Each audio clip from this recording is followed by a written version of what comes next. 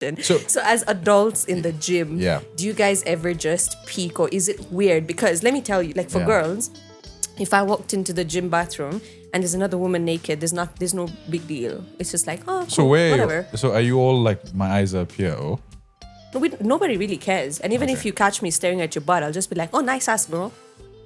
Okay, for men, the rule of thumb is shoulder and above. You keep your eyes like this. As a male, what's your opinion? Like if she was supposed to get a tramp stamp? Wait, listen. What's a tramp stamp first? Yeah, let's define tramp stamp. So a tramp stamp is basically a tattoo that goes right above your ass crack on your waist.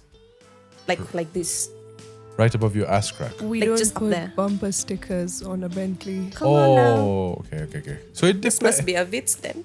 No, Let me just say, if you're a content creator or a radio presenter and you use ChatGPT to write your scripts, it's so obvious, okay? Because nobody talks like that, and it's so obvious. Because it'd be like, first of all, with content creators, right? There's this thing. ChatGPT Premium. Right? ChatGPT. Look, I love AI and everything, but just use your brain, okay, for a second.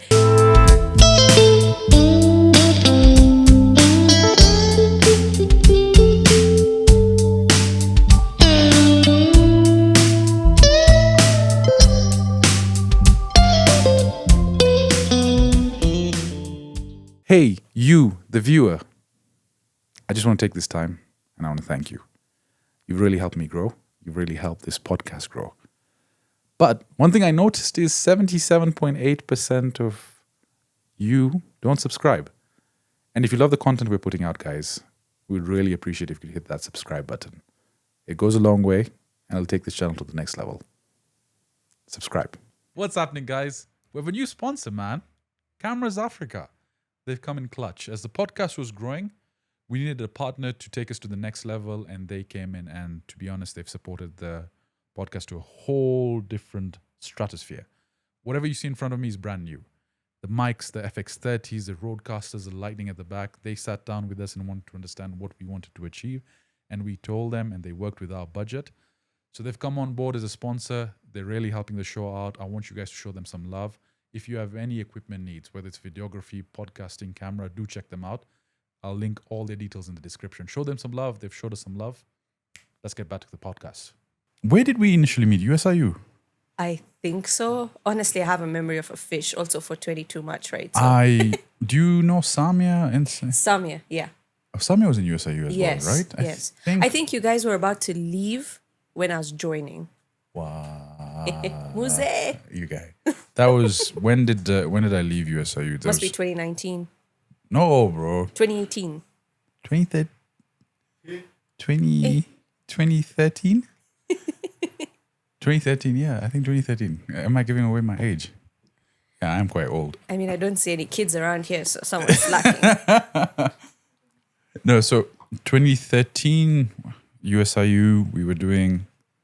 By the way, I was supposed to actually leave earlier, but USIU had offered a cybercrime course. Oh, is it? And audited accounts and stuff like that. So when I said accounts, my dad and uncle's eyes lit up. Oh, I thought the windy in you kicked in. It's like 8 numbers. I've been I think because of growing up in Saints, I always wanted to explore more artistic stuff. So I did a lot of theater, tried being a rock and roller for a bit. It didn't really work out. Did you have a mullet?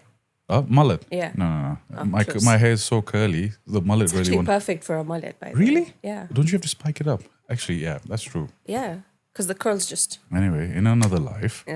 So when I got to USIU, it was sort of boredom. I didn't know what to do.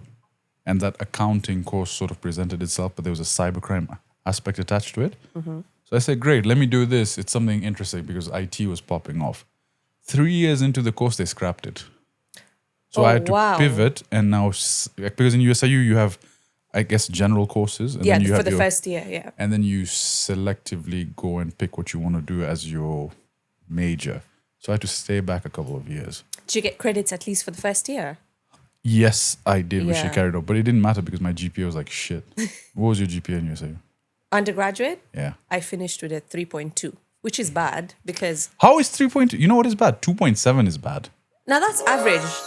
2.7 is average? Yeah, because at least you had fun, right? I had fun and still got 3.2. But what was crazy was for my master's, which I thought I would get like a 2.7, I got a 3.5. Then then I went back and I was like, I really was partying at USIU during my undergraduate to get a 3.2. So you actually did masters at USIU as well? Yeah, I just went back. And it was 3 5. Dude, the fuck. So what did you study in USIU? Journalism for my first degree. Okay. But then I specialized in PR. And for my second degree, a master's in communications with a specialty in digital media. So you're actually one of the few people whose degrees I've seen that has actually paid off and pivoted towards what they're doing in their career. Because I ended up doing something completely Wait, what different. did you do? So I went to work at a Forex firm. No, at USIU then, after you pivoted. So then I went into financial accounting, which was the worst fucking thing I could possibly do. I mean, that's when I discovered I was blind. And there's actually a funny story. So sitting in class, you remember Anik? No. Anik, okay, so Anik was sitting on the right side of me. And on the left was a really smart guy called DK. Now, what ended up happening was I told DK, look, we're going to fail this class. Can we just copy you? So I was like, DK is fine. So Anik was like, copy. It's like a line. There's like a Somali girl over there will copy Anik. So I'm trying to look at DK's paper. I can't see anything, but I can see everything on Anik's. Okay. Because the right side is working. That's when I realized, holy shit, maybe I need glasses. Oh, wow. Because this side of my eye is weak. Anyway, we failed that class, naturally. Because you're blind. Yeah, because I'm blind. Not because you couldn't copy. Exactly. So it was an interesting time, but I didn't really enjoy USIU the way you guys did. What do you mean? Like, initially, USIU did not have the facilities and oh yeah, okay. I guess the culture was very different, right? Do you remember there was, I think when Fifi's was like the main place outside. Yeah. But that was it. There was nothing else. Cafe Latte didn't exist. Oh. There was only the cafeteria. Oh. Right? There was no social structures. There was no interaction. And the gym was the size of a toilet. Bro, yes. That gym used to stink. Dude, it was like horrible, man. You walk in and you enter the door and that's the gym. Yep. That's it. Yep. And then in the shower, you have to wait in line.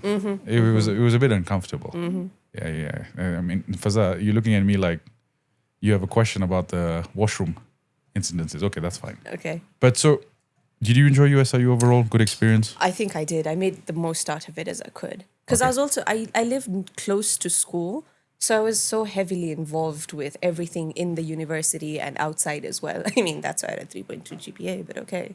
I guess, which makes sense because I didn't partake in a lot of activities. And I think that makes a difference. And did you live away? Yeah. That's the thing. Because when you live close by, it gives you enough time to be in school the whole day. And that time you didn't even have Thika Highway, did you? No. You had actually, that's a good point. Yeah, you didn't have Thika Highway, right? So like going to school was a whole road trip for someone like you, right? And then for us guys, it wasn't. Because it was 2 lanes at that time. Jesus, actually, you've thrown back such a painful memory. There was once we were driving and that traffic that you saw that normally everyone from Thika basically going to Nairobi, my clutch failed. And so I had to continuously start revving the car. And you're in like gear 1, gear 2, and it's not automatic. At that time, but when I was driving a manual car. And it's a hilly road. So what we ended up doing was we went through Garden Estate, the Kiambu Road at the time, which was much easier. So masters as well, was it a different experience in terms of like the... Yeah, I think it's very different because you get evening classes, first of all, so you're not in university the whole day anyway. So you're dealing with corporates. Yeah, you're dealing with corporates. Yeah. But honestly, the master's experience was so much better in terms of the learning experience. Okay. Like, I mean, shout out to USIU. They've come a far way, and even the way of education is so different. We got to do such practical things that could change our organizations where we work. So they'd basically ask you, where do you work? And then whatever assignments or contextualizations you need to have, you do it based on your workplace. Interesting. And changing and improving things there. They helped us put together like pitches for things that we could do. So the experience was so much better. And I'm glad I went later as an adult a bit. People have this thing that, I'm free. Let me just go back immediately for my master's. Let me not get any work experience.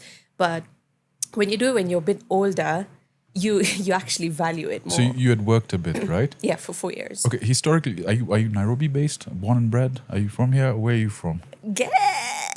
We mentioned it actually before. Yeah. Kitale. Yeah, I'm from Kitale, fam. Where's Kitale, by the way? I'm trying to get It's my not bearings. in Uganda, please. Eh? I Like, know it's- relax. I know. Everyone tells me, is that like near Uganda? Okay, I mean, it kind of is. The Ugandan border is like an hour, eh? It's far. Okay, so you know where Eldoret is? Yes. So it's an hour down south from Eldoret. Wow.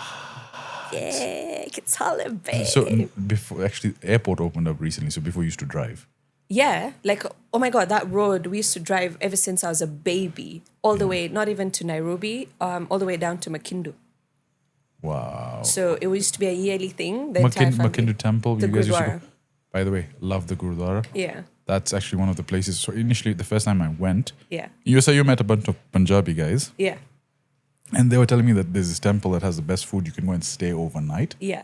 But I'm like, I'm Muslim. I don't think they let me Nah. in. It's like, bro, they let anyone in. Yeah. And we ended up going to Makindu. We stayed overnight. The prates they make. Yeah, And then there's like the potato curry. Yeah. Yeah, she's half Punjabi. Oh, is she? Yeah. So that's maybe that appeal of Punjabi women started over there when I had that first bite. I'm like, damn. He was converted, guys. Converted straight Once away you to go Punjabi. You don't go back, man. So schooling as well you did in All Kitale. through. All through. I actually moved to Nairobi for university because my parents wouldn't let me go abroad. So they're like, yeah, because I didn't have the best history, okay? Like in school, I was never... Tell us more.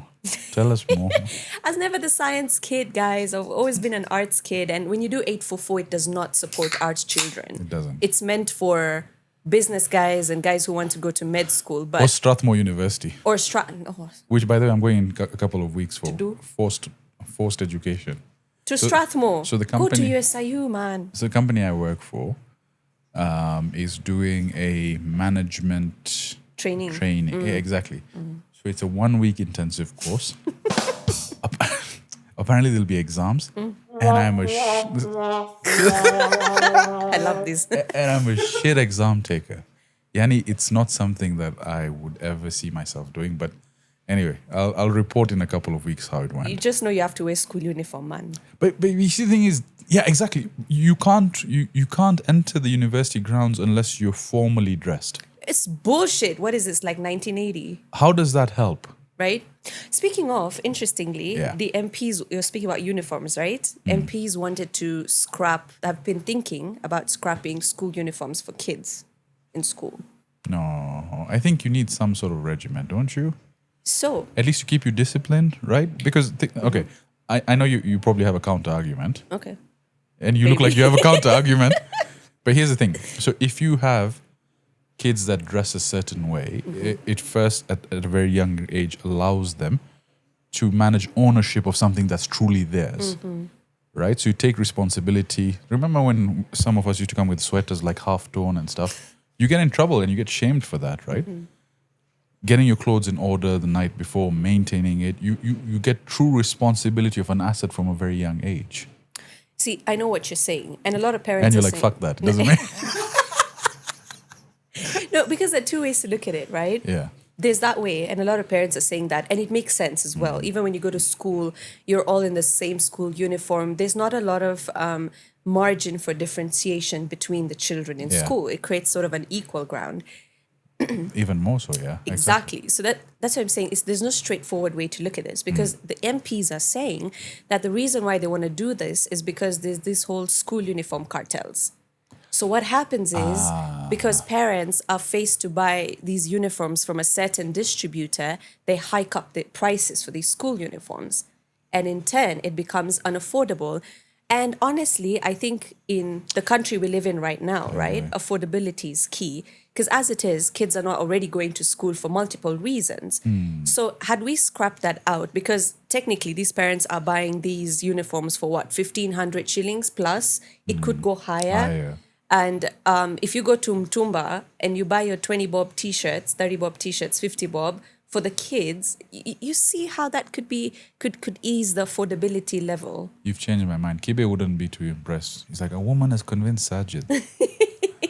That's why I say there's no right way to look at it, but unless the government deals with these people inflating the prices for the school uniforms, then I don't think it should be something pressured onto So it. my worry, okay, Yeah. that's a very good point. My worry is when it comes from government, it's an issue because someone in government will benefit. Of course, as usual. You know, they will get rid of the Haria uniforms and this uniforms and that uniforms, and there'll be a selected person. Or maybe they scrap it. If they scrap it entirely, then I'm trying to see how the government benefits from it. If that makes sense. They don't. Maybe they get in. There's a guy who's supplying me Tumba clothes in bulk. Do you know what I mean? There's always an angle. At least if there's someone supplying Mutumba clothes, Right. at least the economy would be running and moving more. At least no kid is getting, not going to school because of this. If you think about it, in UK, Yeah. private schools are the only ones that do uniforms. Public schools, maybe some of them, but US They public schools is all clothing. But don't you think that would actually get guys to bully kids more? I think bullying is a constant. Bullying is just like you raised your kid like an asshole. Your kid's going to be an asshole. It doesn't matter if he's in uniform or not. Right, but here's my worry, because when I was growing up, and still till today, I have like one shirt and like one jeans that I wear. Like, I think I worn this 2 weeks in a row. Every episode. Okay. Every episode. He just changes the color grading, so it looks different. Those guys get picked in school. Did you have that in school where you had like home day or like something that No. And when you come wearing home school clothes? And when we did, it used to be a celebration. I didn't see no bullying. Yeah, I used to come with like a 50-cent cap, a do-rag, golden chain, Little and then sash. glasses, stuff like that. I used to rap, by the way. Drop a line. No. Drop a line. I used to make, and I've said this on the previous podcast, there was a rap battle we had. There was a guy called Jasper, and it was... We're doing a rap battle. Drop a word. Hey, so putting you on the spot. Kitale. Kitale. Kitale is hard, It's but- not a rhymeable word. Like that. He'll make it right. All right, cool. Make it rhyme. Kitale? That's for him then. Yeah. This is going to be the slowest rap battle. Kitale. Guy. Lale. Kitale, lale, Lale. oe chale. Twende pale. Twende pale. Kale. All right, she's better. Clearly, she's won 1 point. No. Okay, she stole that one. Now we give him a word. What word do you want to give him? Hey. Hey, everyone's thinking this is going to be the worst rap battle. Even the crowd They're is... going to ban us from They're YouTube. going to ban us from YouTube. Anyway, while you guys think of a word, I want to go back to Nimrat's story. So, you come to USIU. What got you to do communications and journalism? Like, did you have? Was there an influence from your teens that got you to think that I this is just something- watched a lot of TV, guys. Like I watched a lot of TV as for long as I could remember. And by that was a lot of reality shows. I grew up watching the news. I was such a weird kid, man. I'd read the newspaper because remember I'm in Kitale, right? Yeah. Tech is coming to us.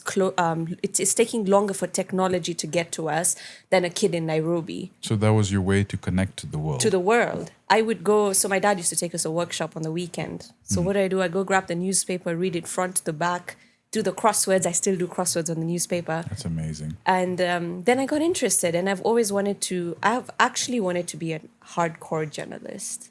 That's okay. So clearly, from a very young age, you were influenced by the external world, right? Yeah. Did you always want to see, like, when your dad told you that, or when your parents said that we can't send you out of Kenya? Was it a bit of a disappointment, like go to USIU or? Bro, even USIU is a problem, and it comes from culture. Sending a girl out. Sending or a no? girl out. It's as simple as that. It doesn't even. It's not very complicated. Yeah. And considering in my family, especially if we're talking about my dad, just my dad's lineage, no one's gone to university like that. A Punjabi background as well. Punjabi background. So you know how Sikh they dad? are. Sikh, fully Sikh. Okay, as so- sick as it yeah. gets. You know. Hey, yeah. What's a delay, bana? So okay, I can imagine extremely strict. So how are they right now? Oh, it's crazy. Like the change that I've seen in my dad. Okay, okay, this is a bit personal, but he said something crazy. And I completely understand where he's coming from. He's like, also because I had a lot of boyfriends I was caught up with in high school, right? I'm just a girl. So, hey. And you know how Punjabi parents are with that. Yeah. They're like, oh, you're a girl, you're boyfriends. So he's like, yeah, if you go out for uni, you're going to go cray. You're going to go off track. In fact, he goes like, okay, fine, you're finally going to USIU. But hey, listen, it took a lot of convincing. It took my multiple uncles to convince him, right? It was a whole process. Anyway, he goes like, if I hear one story about you, you're coming back. If your grades go down the block, you're coming back. My mom used to look at my grades every semester, and if she sees a C somewhere, she's like, what you doing, man? And She would get concerned, eh? Yeah. My dad would see a C, he'd buy me a car. I want your dad, man. Adopt me, the fuck. Which meant I was getting D's and E's because I never got a car. So, USIU radio, how did you apply for that? By the way, I didn't even know we had a radio station. Huh? Oh, yeah. Like, did that come later or was it always I'm there? not sure, maybe a bit later. Where was the radio? Lillian Beam. Is that a new building? Okay, then definitely you're aged. Okay, wait. Let's look at Cafe Latte, right? So not Cafe Latte, entrance, the admin block. Okay, straight on the right. On the right the admin top. block opposite. Where the computer guy is. Yeah, the computer. That's called Lillian Beam, bro. Much of them say, man. Making me look bad away, yeah. So Yeah. it was at the top, It was right? at the top. So I got into it for fun, Okay. basically. So when you're a journalism student at USIU, they encourage you to use the facilities It was there. Actually, yeah. Because Yeah. journalist guys, I knew some guys who were doing it. They were saying we're going to practice upstairs. Yeah, we used to yeah. hound you and take those labs away from y'all. Yeah, exactly. Yeah. So like, what was there physical training? I mean, when I mean physical, was it like literally over there? They would expect you to go live on radio. Yeah. So basically how it worked was they just have openings every year. Right. And it's managed by students, by the way. It's just, you have one guy, his name is Kidula, shout out to Kidula. He's handling all the production, you know, the tech stuff, right? And overseeing it. But they made it to be student run. So the first, you have the seniors who've gone through training, their program, they know what to do. They have shows, and then when they're trying to exit, they open it up for newer students to join in. Okay. And when you join in as a new student, you'd have the older ones kind of helping you and training you. In fact, we had a producer, his name is Harman. Do you know Harman? Harman the producer? Harman Kardon. I don't know his second name. Anyway, so shout out to Harman. Do you guys know that? Did you get that joke? No, Harman Kardon, no, the speaker. no. Is it called Harman Kardon? Yeah. Must be some 1920s joke. But okay. Ow. Is that a Grant Cardone reference? Put up Harman. Maybe I'm mistaken. Just search producer Harman Kardon. Harman Kardon. Actually sounds like a porn name, eh? It sounds like a lot, like a Russian mobster name. Harman Kardon. Is it speakers? Are you saying Harman Kardon? Yeah, that's the one. I don't even know what that is. Harman Kardon, they make speakers. Bose, Harman Kardon, JBL. Yeah, it's not. Oh. Kardon is the one from Kitale. Okay, Dong, I don't know what he's talking about, guys. He's spiraling. You enjoyed it then? What, the USIU radio? Yeah, the gig. Yeah, it was really good. So first of all, this is what happened. East FM was looking for presenters when I was in university. Right. And then I went for an audition and they're like, fuck you. Okay, they didn't say fuck you, but I They're just like- got rejected, right? And valid because I wasn't ready. And I'm glad they did not take me that time because then I went to USIU radio. I had a show there and it helped me become better. And more confident. Yeah, because it's a training ground. Remember, it just Right. covers a 10 km community radius. So it's a good practice ground. And a lot of great presenters have come up from USIU. We've got Ray, we've got Andy, we've got so many people who've come out from USIU radio who are on commercial radio right now. So USIU radio would it have like a time limit? Like would it be like from 9 to 9? Or is Yeah, like, it would run from 9 to 9. Okay. It's actually, no, 6 in the morning Right. to midnight. So they'd have a breakfast show. Yeah. They'd have a mid-morning, just like regular programming. Okay. Yeah. And so then post USIU now, you mentioned you didn't jump into masters straight away, right? No. What did you get up to then? Well, I was just about to graduate. I had a month left and there were auditions for East FM again. Yes. So I was like, you know what, let me just go apply. It was crazy because they had the OB van at a temple during Navratri. OB van? The van that they, so... With the OB inside. yeah, with the OB inside. What's OB? So basically, outside broadcasting. Okay. Outside broadcasting system. You didn't know that, Fazaar. You're laughing over here. Yeah, so basically they had that. And I remember Shiksha, shout out to Shiksha, crazy enough. because I used to be in touch with her. So Shiksha called me. She's like, by the way, they're doing auditions. So why don't you do this? Go to Oswald Center. The OB van is there because it's Navratri. And she's like, the boss is there. Just go and audition. I'm like, are you sure? Cool. It's raining. I just left and I went to audition in the van and went home. And what was the audition like? Like, what did they make? So they just told us, just come in, introduce yourself, and if you had to give a recap of or a live update of what's happening around here, just give people a live update. So it was me, Amandeep?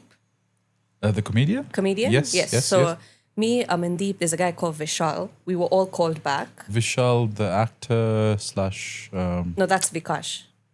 Okay, my mistake. Sorry. Yeah, he's Sorry. Kash. Great. So See, we're not racist. Even Wendy's confuse each other. We all look alike, eh? yo. And we all sound the same. And we all sound the same. So it was two boys and I Okay. were called now. Okay. We got a call back, come for training or come for interview. Great. So we go for the interview. Boss says, hey, you guys have a certain time. Just go through the procedure, blah, blah, blah. And then they take us to the studio. They're like, okay, I'm going to show you how to run this desk once and let's see what you caught on.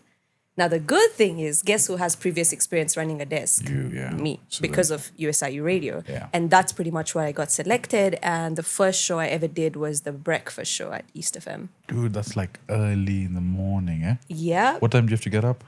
I live on Thika Road, bro. So 4:30. Okay. So that means, and how often were you doing it? Every day. It's Monday to Friday, breakfast show. Breakfast is a prime show on radio generally. People fight their way to get to breakfast. And that's really something that pissed a lot of people. I want to learn from you. Yeah. When it comes to radio training, do they Yeah. teach you on how to speak and what to say? Because, like, I notice normally when I'm editing the captions, there's a lot of arms, buts, repetitive words that people do. I'm like, it's too much. But there's some people like Farid Kimani. See, I did right now. Yeah. He doesn't have that when he talks. Yeah, it's part of the training. So Okay. basically, the whole idea of... We do an arm counter now. counter. No, I'm joking. So there's like... I don't usually do this. I'm on radio. It's your fault. Follow. Okay, So you have a now we're minute. consciously thinking, eh? Exactly. So we've got like a minute, Okay. basically, to get your point across on radio. Maximum a minute and a half. Because the longer you talk, there's not a lot you're going to say. Right? So how do you maximize on that time without having all of these words in?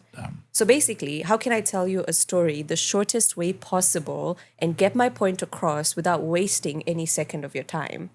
So this is why a lot of people, and this is a very Radio Africa thing, which I really enjoy because it allows some structure. And that's why you won't have two hosts on radio at fucking 1 p.m. talking for like 2 minutes and you give me nothing. So there's usually a structure that goes by it. There's state secrets. But anyway, you need to lay out your story and then have the end bit needs to be something that is of value for the audience. Correct, So because are you making them laugh? Are you making them think? And that's how you also know your personality on air because not everyone is a comedian and you have to be okay with it. But what is it of value are you giving someone at the end of the day when you wasted my 1 minute? Right, You know what I right, mean? right. And as it is, radio is passive listening. Yeah. No one's sitting down to listen to the radio like this. So can I say this quick enough and in a way that lands so punchy that I leave you with something? So even if I left you with 15 seconds of what I'm saying, I've won. So you did a lot of homework about the news and the way you were going to curate delivering that in the Was morning? it in the beginning? Or Yeah, in the like, morning? so for the morning shows. So yeah, we have prep sheets, basically. So you're supposed to prep an hour before your show about what you're going to say on air. So who gives you the prep sheet? We do everything ourselves. Right, so you Yeah, we are the script writers and everything. So even if you see a radio presenter reading from screen, it's not like someone wrote it for them. I It's just you- wrote it you guys myself. prepped it. Yes, we prepped it in the morning. And there was no ChatGPT at that time. There eh? was no ChatGPT. And can I rant? Please. Let me just say, if you're a content creator or a radio presenter and you use ChatGPT to write your scripts, it's so obvious, okay? Because nobody talks like that. And it's so obvious because it'd be like, first of all, with content creators, right? There's this thing. ChatGPT Premium. Right? ChatGPT.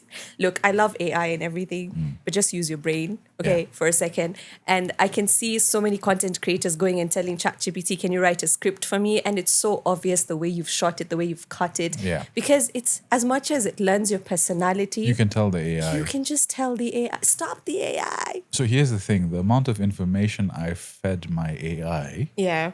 she's very abusive. Okay. She calls me Saju. Baju. There was before we met, right? So this is 2 years in the making. I've been basically, but I abuse her as well. Okay. Whenever she gets things wrong. It's an AI guy, so don't take it personally. It was a guy before as well, an Irish guy. I used to abuse the shit out of him. But I've curated it now to talk like me. So when I get very long WhatsApp messages, I just feed it in, and then it responds as me. So there was once, it just replied as, okay, got it. And I realized, is that how I respond? I'm like, no, increase, like that's how you respond. Anyway, so 4:30 in the morning. Yeah. What's your lifestyle then like, man? Because you're also partying as well, right? I'm assuming. Well, at that point, I'm actually glad I was doing the breakfast show because it kind of Put you away. stopped the partying Right. for a second. Okay. It kind of like enforced a bit of more responsibility, if that makes sense. Because listen, you can do that thing later on where you party and you do the breakfast show. Like right now, I can go out tomorrow and wake up and do the show. That's not a problem. Okay. But when you're starting off and you're so young, I was like 20. I turned 21 at the station. And you got a job at that time. That's actually I was pretty amazing. lucky, and this is why I'm still there, to be honest. Because at that point, I'm a fresh graduate. No one's hiring, and I'm getting an opportunity where I'm being paid, and it's not news what I want to do, but it's a job. It's a job. And it's close to what I like to do.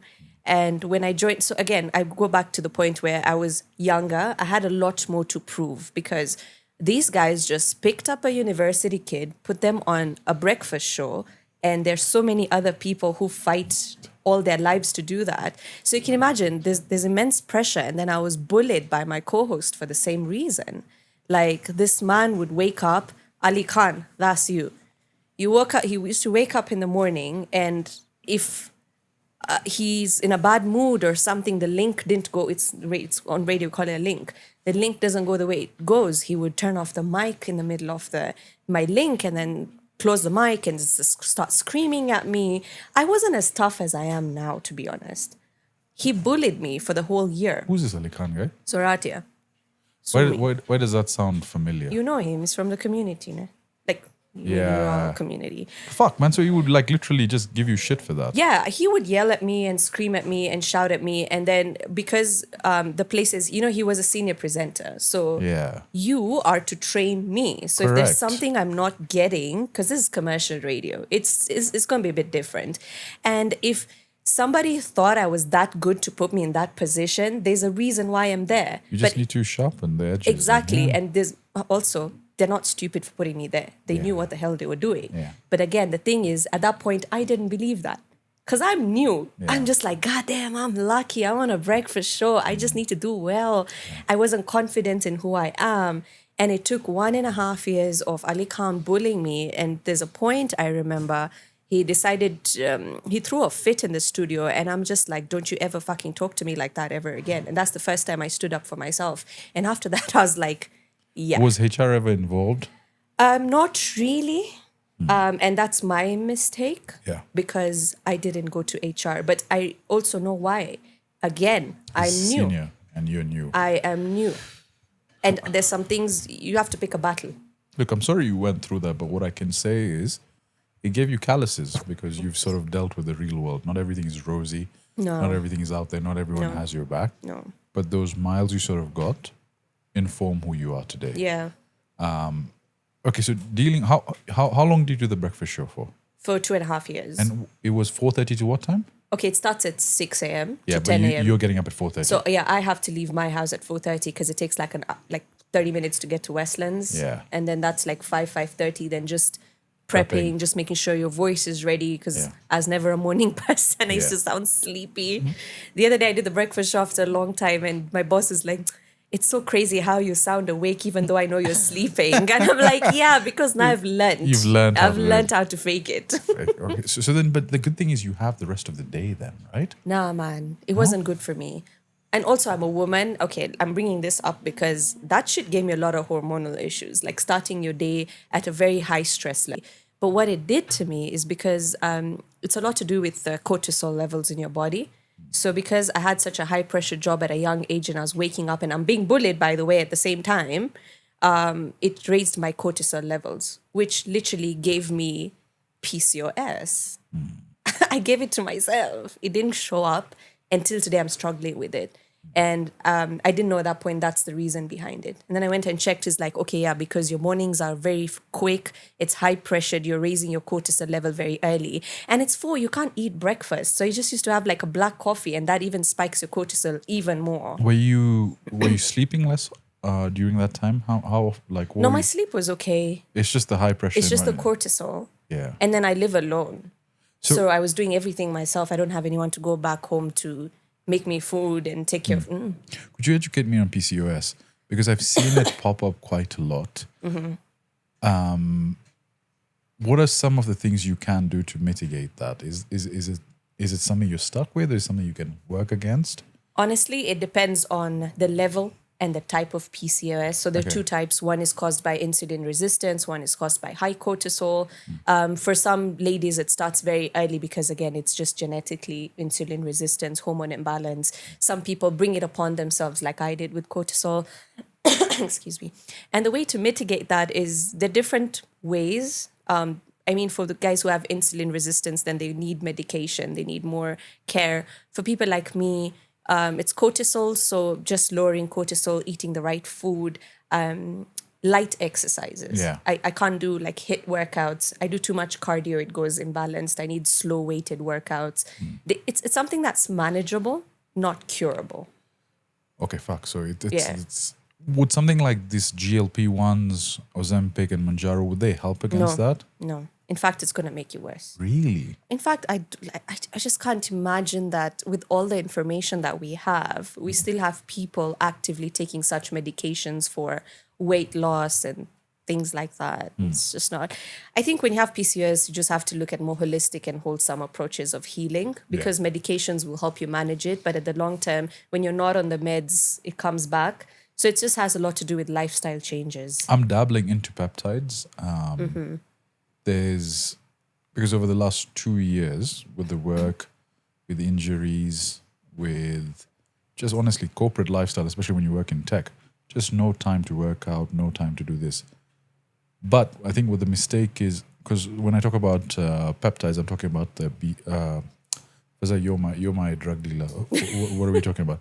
We're talking about Retta. We're talking about what's the Wolverine protocol called? Okay, sorry, drug dealers even forgotten. But we'll put up the Wolverine protocol over here. What it does is it helps repairs muscle tissue, especially when you're dealing with old injuries and stuff. And trying those kind of peptides, you can't just let it heal on its own. There has to be work that goes hand in hand with it. So you're literally doing prehab, rehab, you're working out. But remember the changes I've seen just from an injury level, dude, it's like, what the fuck? Honestly, I don't know much about the peptides. I would do like research in about specific, peptides yeah. specifically. Big Pharma is painting it as cancer, this, that.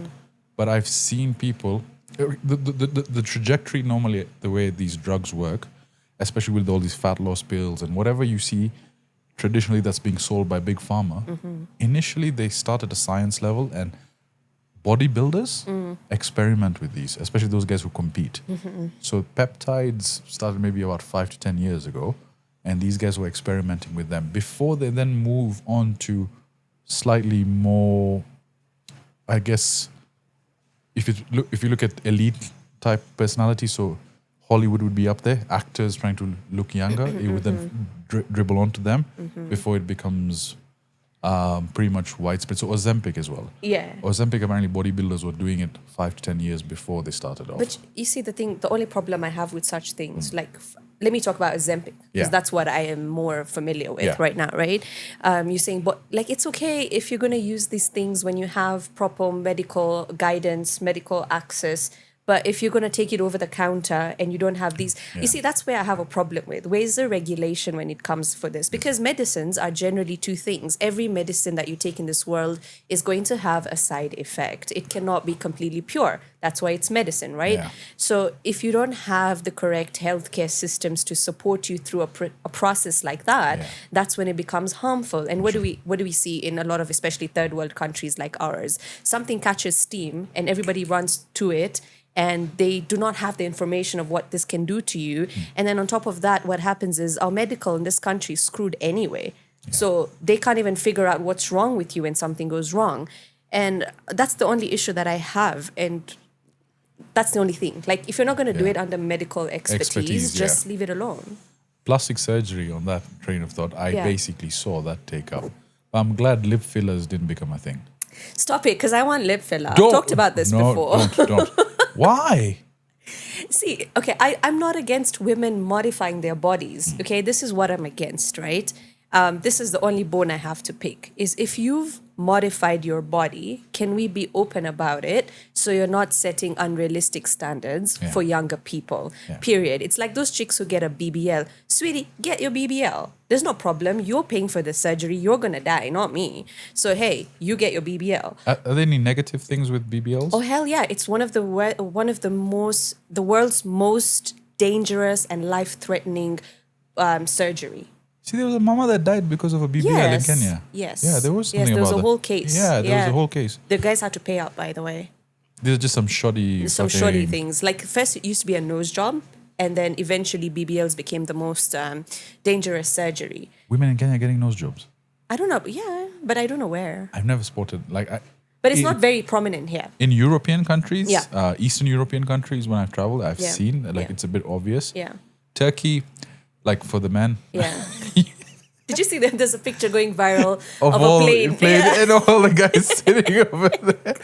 But to be fair, like if you're losing hair and you have money, and just invest. And that's what I said. Like, if it's good, if you can afford that body modification, afford it. But I don't want you as a fitness influencer to have a BBL and then you give me a 10-minute routine on building a booty, and I'm like, sweetie, like your calves don't match the ass, and it's so easily tellable. So why don't you tell me you got a BBL? And probably gonna ask you, yo, who's your doctor? Exactly. Because I have nothing against women modifying their bodies. That's your body, but don't create unrealistic standards. So I like that trend where, especially within the men. Yeah. I'm looking at you because you're the only male in the room and you can relate to it. He's unsure. He's unsure. You looked at both of us. Ladies and gentlemen, my producer's unsure. Anyway, what we're saying is within the bodybuilding space, a lot of the guys who initially it was unrealistic standards. You have these guys who look like Greek gods and they're recommending these 30-minute workouts, selling you plans, but they're juiced up to the gills. Right now, there's a revelation happening is that a lot of people actually juiced up to the gills. There's a guy I'd like to credit, Gashao. I'm not sure if you've seen him. He's a bodybuilding guy that's just coming forth and saying whatever he's using in Kenya. So he tells you the whole stack. And because of him, a lot of bodybuilders are now being open. All those guys who said, no, bro, I don't do steroids. He's telling them, I look like this because I'm doing this. So he's putting people on the spot and he levels with you. These are the pros. These are the cons. Exactly. One of the things he was talking about was, and I did a podcast with him. It's one of the steroids in particular. It made him gay. Nah, he's closeted, man. That's just an excuse. What do you mean made him gay? Come on, some of his thoughts were, and I'm going to try and see if we can put up that clip. Why are you gay? Because he was saying, he was getting to it that this particular drug, it sort of makes you think about the extremes. So if you're very depressed, you get into suicidal tendencies. If you have fetishes, it goes even further. So very extreme desires. He's not helping the case. That means it's always been a desire. So he's saying like things like transgenders. He started thinking about those women. That's because a little twisted. I'm telling you, half of y'all men are usually closeted. If you're given a chance. So which other one? There was something I was thinking about. Who was the guy we watched? Yeah, there was a guy who, his name is Nico Leonard. Do you know who he is? He's one of the biggest watch enthusiast guys. Okay. So he has a channel and he reviews watches, probably top 3 personalities in the world when it comes to watches. Okay. So he recently got veneers. And we can put up the picture of here of his teeth before and after. Nimrat, I'm telling you, all the comments are basically about his teeth. Yeah. One of them was like, what does your dentist do for work? Because they're these chompers that are 3-4 times. Can you pull up the picture, Fuzzy? Do you have it? And that now, there has to be someone who, you have to have a friend who will tell you, bro, Okay. this doesn't look nice. Yeah. Check your bullshit, right? Like, you know, your girlfriend will say that Yeah, BBL doesn't look good. Yeah. Like, there has to be someone to check that To bullshit. check it out. So I just found myself recently, every time he posts a video, I just go to all the comments and like all the comments so that he can change back his teeth. Fazaar, I want you to show Nimrat that picture. Should I get it up? He's taking Bite It quite seriously. Is that the one? I found a low quality one. Let me find It's fine. it. Get No, images. chill. We're going to try and pull that on up. Getty images. Fazaar, No, entertain. but entertainer. veneers are scary, man. I see how they shave down your teeth. And then, hey, Okay, yeah. So check let me this. see. Yeah, so you can see that. Look at that. Oh, no. Jesus Christ. You can tell, right? Yeah. You can 100% look tell. look at like his lips are even Yeah. gone in, man. So we'll put up this screenshot over here so you guys can see this. It makes such a good Colgate ad. yeah, it's just weird, man. And the comment section is just fucking hilarious. I love it when people are funnier than me. Oh, well, I hate it, but the comment The section comments always is gets too you. good, man. How do I save this? Save to photos. There we go. So, Damn. any other surgeries that you've seen that become popular? There's so many. There's, of course, the lip filler. There's something Don't called... do lip filler, please. Yeah. I swear, I tell you, when I get money for this shit, that's the first thing I'm doing. It feels weird. Why? It How would you know? Huh? She's in the room. Elaborate further. Elaborate. Feels weird how? Why do I feel on the spot? You Right. set yourself up. Yeah, What do you so- mean feels weird? Dude, it's, you know Hubba Bubba gums? Yo, you know you guys are looking like lip filler like back in the day, right? Nowadays you can just put like a very small amount. They're lip flips. They're becoming quite popular. The lip flips, like just flip your upper lip to the top. What, so it's like this? Nah, it's just like a lick of it like that. But why do you want to do that? Because I have small lips. So that's the appeal of who Nimrat is. Nah. Give me the... You want the Angelina Jolie lips. That's what I said. That's too much. Because nowadays, you see, too much of everything is not good. But if you use a little bit of it, Yeah. there's no problem. And I've seen a lot of influencers openly talk about how they've got a little lip filler. But can you reverse it? Because that's not surgery. Ah, okay. Basically, lip filler is hyaluronic acid. Okay. I hope I'm saying the right way. So it's just hyaluronic acid. So they this- just inject it, and in fact, it dissolves on its own after a few years, like a year, 2 years. Yeah. So there's a relative of mine, Yeah. distant cousin, recently saw her online, and I was with my nephew, and he's like, "Why her face swollen?" Because it looks so weird. Also, when they just do it, your face will swell because you've put something foreign in your body. So it's just healing. Her past pictures for the 6 months have been all swollen, so she's been doing it constantly. Now that's extra now. It's a bit too much. It's man. apparently addictive. People who've gotten it done, they're like, even Botox for the same reason. Yeah. They're like, it's just addictive. And I'm already addicted to tattoos. So like, I need to take it one day at a time. Where do you get these ones from? This is King Ink John. This is Mad Ink. Why did I think it looks like Shafu? There's a guy called Shafu. right? Shafu. I know Shafu. Shout out to Shafu. Yeah, he's a good artist. He does good. Nah, I can't afford Shafu, man. He's expensive. Hey, Shafu is expensive, yo. How much would something like this cost? For Shafu, Yeah. I've never got a direct quote, so let Yeah. me not like say something I'm not. Okay, sure. Yeah, but I know his tattoos start from like 50, 40. Okay. Yeah, fair he's a bit too... For me, personally, I can't afford Shafu, but if I had to go for something more bigger or detailed, then I'd rather save money to pay Shafu to do it. I'd love like the John Mayer type arm sleeve. Have you seen that? Yeah. That would look. What do you think, babe? Yeah. She said no. She's saying no. You want a tattoo? Yeah. A sleeve. You know, Muslims, they believe you can't be buried when you have tattoos, right? We'll cremate you. It's fine. You can't pray. Even praying. That solves 2 problems for him. Do you pray like that? I don't pray.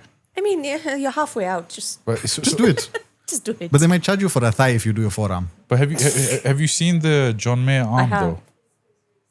Also, once you start getting them, you're gonna be so addicted. I have some Muslim friends who have tattoos, and one of them, I don't know how true this is.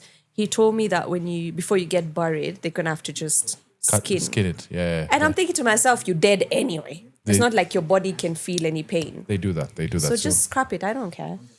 Yeah. Like if I was Muslim, I'd just still get it so that it could. If that's the only thing, I don't know about the rest. Yeah. But I would just scrap it out because I'm dead anyway. Can't feel it. Most of my uncles who have tattoos, Yeah. they would get them Hidden. on their backs. You'd only know when they go to Mombasa. I'm like, you know, Sneaky. we can bleep this name out. You know, he has a tattoo in his back. Yeah. Because we went to Mombasa when we were kids. I was like, this guy who gives me shit about praying, he has a tattoo. It'd be them once. It'd be them those once. guys who have tattoos. What's up? Just get it done. The tattoo removal is very easy these days. Is it? Oh my God, it's the worst thing ever. Let him do. I'm going to hear him squeal getting it on and off. Don't take away my fun. Get it done. So, I want to tramp stamp. Well, tramp stamp is not the right word. Speaking of tramp stamps, Yeah. okay, tramp stamps are making a comeback Really? with Gen Z as tattoos. As a male, what's your opinion? Like if she was supposed to get a tramp stamp? Wait, listen. What's Okay. a tramp stamp first? Yeah, let's define tramp stamp. So a tramp stamp is basically a tattoo that goes right above your ass crack on your waist. Like this. Right above your ass crack. We Like don't just up put there. bumper stickers on a Bentley. Come on now. Oh, okay. So it This must be a Vitz then. No, because now I'm committed. I humbly decline to comment. Okay, so what But do you think? me 2 weeks ago, I would say.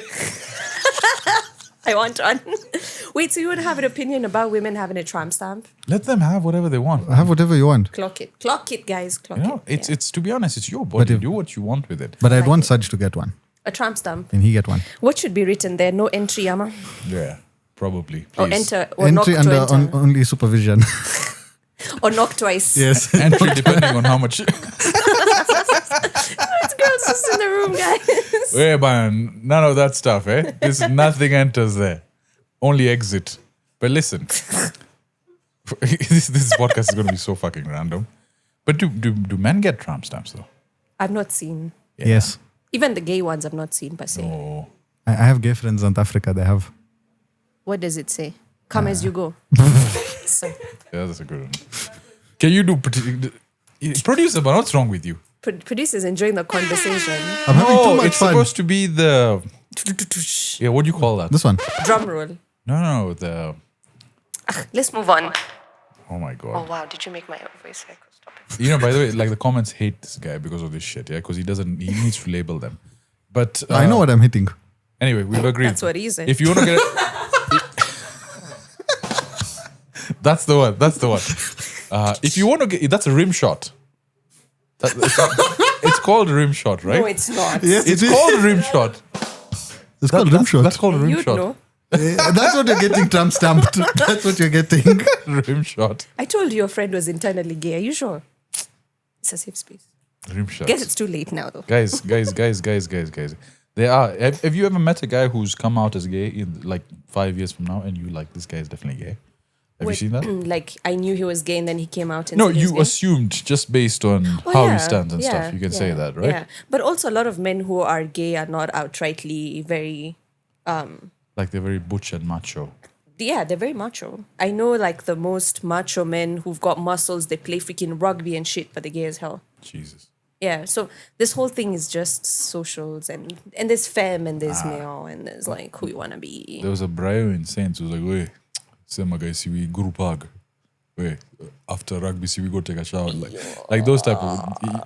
You can assume. I wonder where Brio is right now. Wait, I've got a question. So in the gym, when you go to the gym, right, and guys are hanging around like, I'm supposing semi-naked. It depends on Do you which guys gym. look at each other's things? It's still traumatized. So you guys don't really like... We lost contact. We don't know where he is. No, not with Wajid, but like... but like, you still didn't answer my question. So as adults in the gym, do you guys ever just peek, or is it weird? Because let me tell you, like for girls, if I walked into the gym bathroom and there's another woman naked, there's no big deal. It's just like, oh, cool, So whatever. So are you all like, my eyes are up here? Oh? No, nobody really cares. And even if you catch me staring at your butt, I'll just be like, oh, nice ass, girl. Okay, for men, the rule of thumb is shoulder and above. You keep your eyes like this.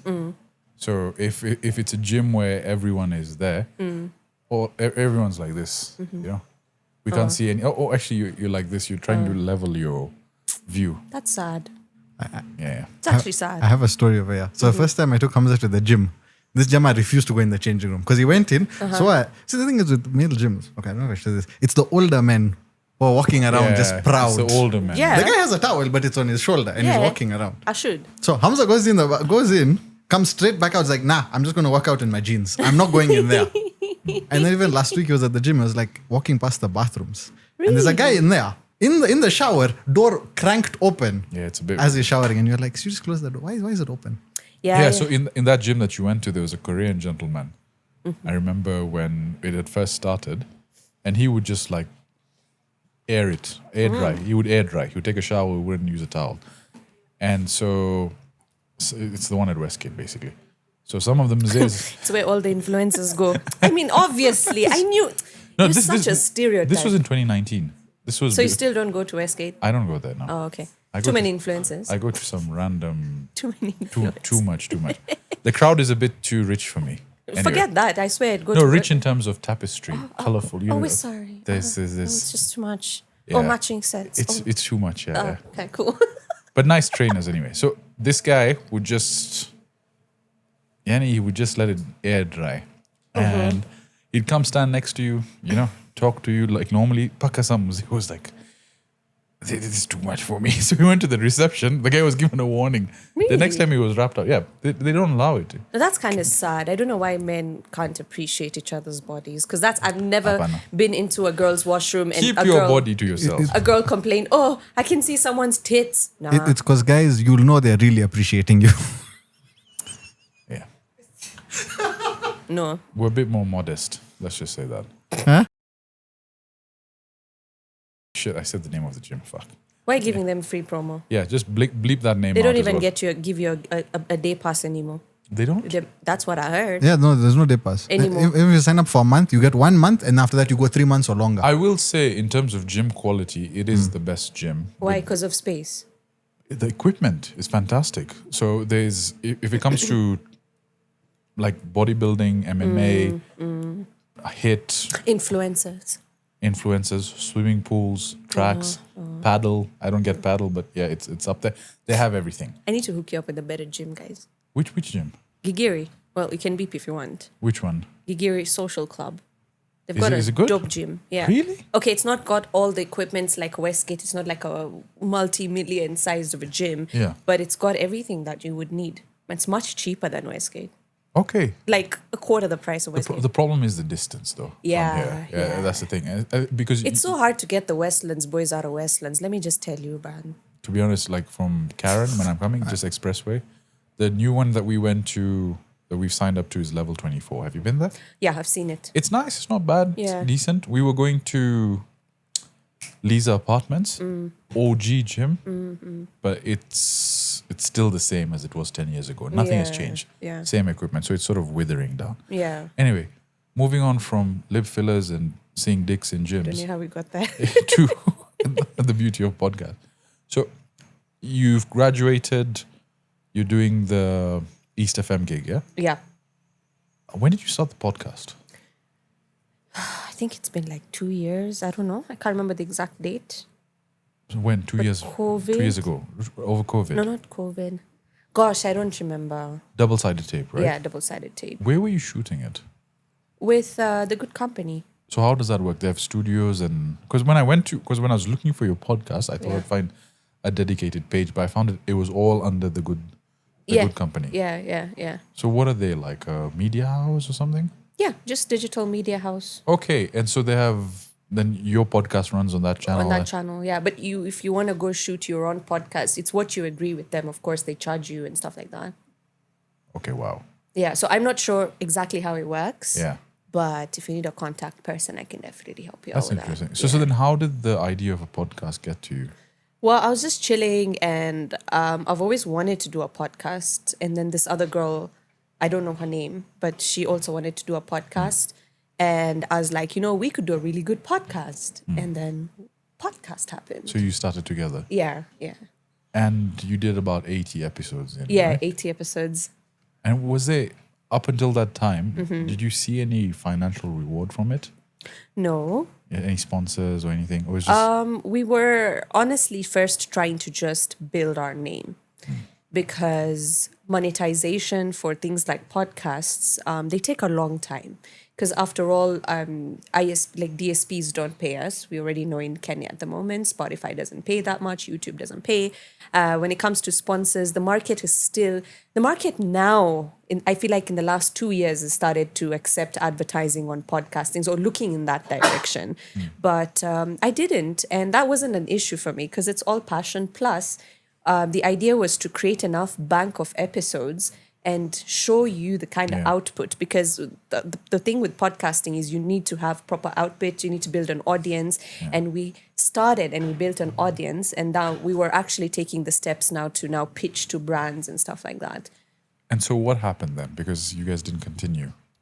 I still don't know what happened. Okay. Yeah, because the last place I left DST podcast was, do I even have those messages? I wish I do, so that I could just put it out there. Right. And when did you guys last? So the last meeting was,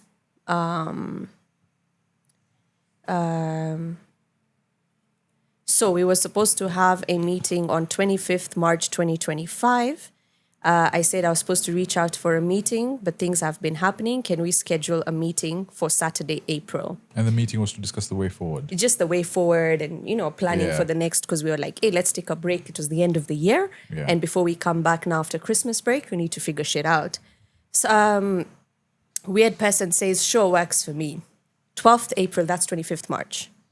12th April. Hi, are you free on this date? Hey, quite late. Let me know in advance. It's too short notice. Cool. 12th April, a week in advance. Can we meet? No response. 18th April, following up. Person responds a whole day later. Won't be around tomorrow.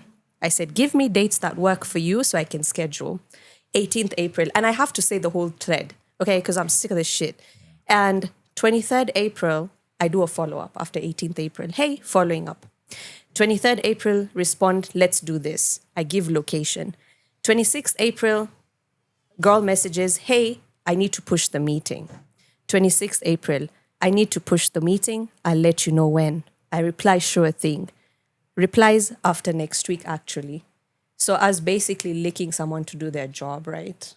Okay, so at that point, it seems like they were not keen on pursuing it further. Whatever the case is, they know. Okay. I don't know. And that's where it is. Would you ever get back to podcasting though?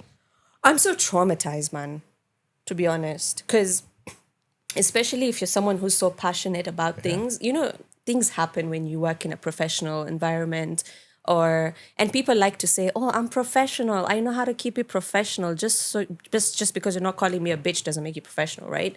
But things happen. And if this product is valuable to you, you will do everything possible to make it work no matter what, because ideally this is about the product, not about you. Yeah.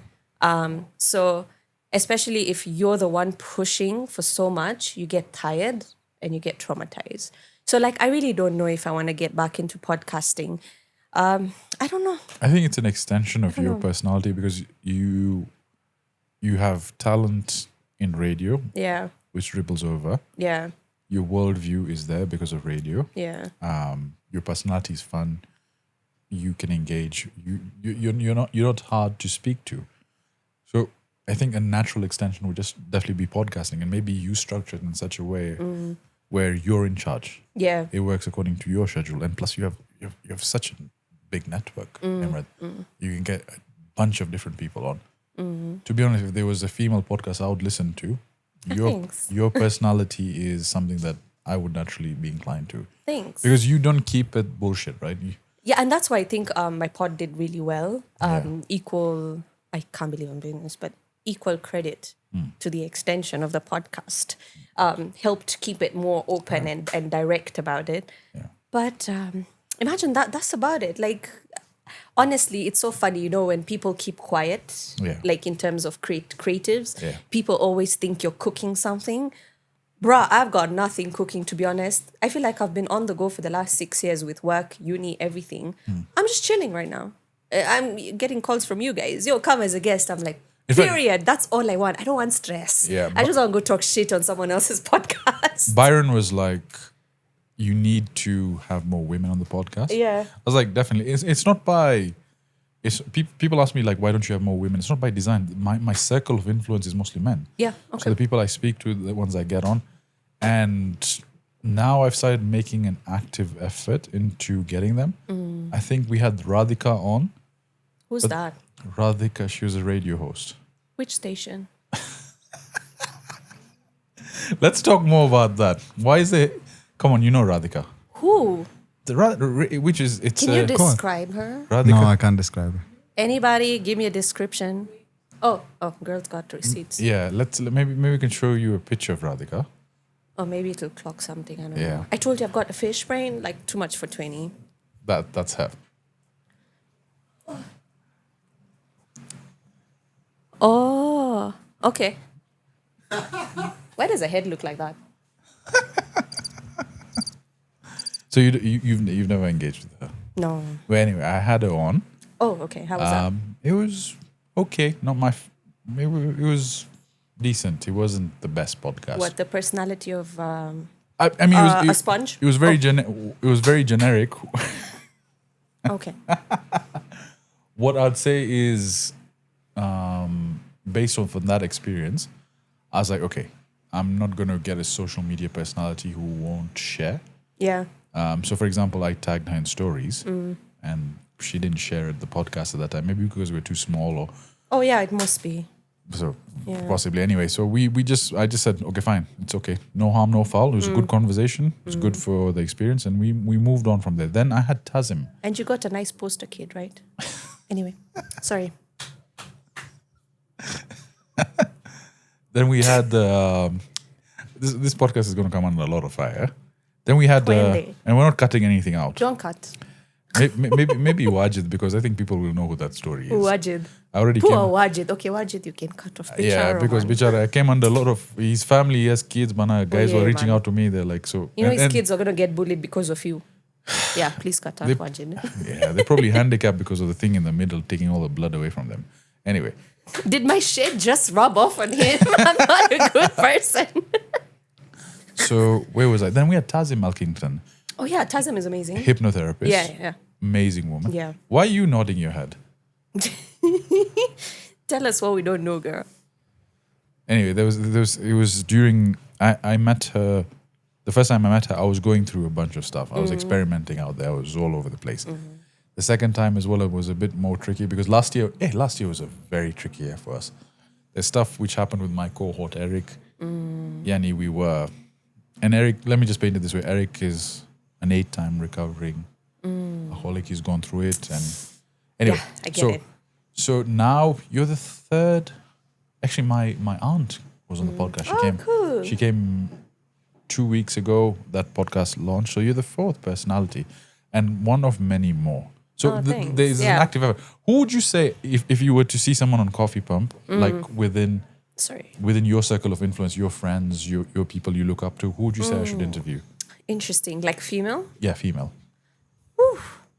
I can't think all the top of my head. Yeah. But I can definitely send you some Yeah, recommendations. I'd love Also, that. it kind of depends like who you're looking for. The thing is, Because you've dealt with Yeah. like sponges and stuff. So sorry. So like You know, if you want a psychologist, I know an incredible psychologist. That would be amazing. Yeah, so one of my friends is a psychologist and Okay. she can just give a coffee like me. Okay, She's and fine. she's sorted out. Yeah. So I've placed this category under society because society is so colorful. We have Yes. different people.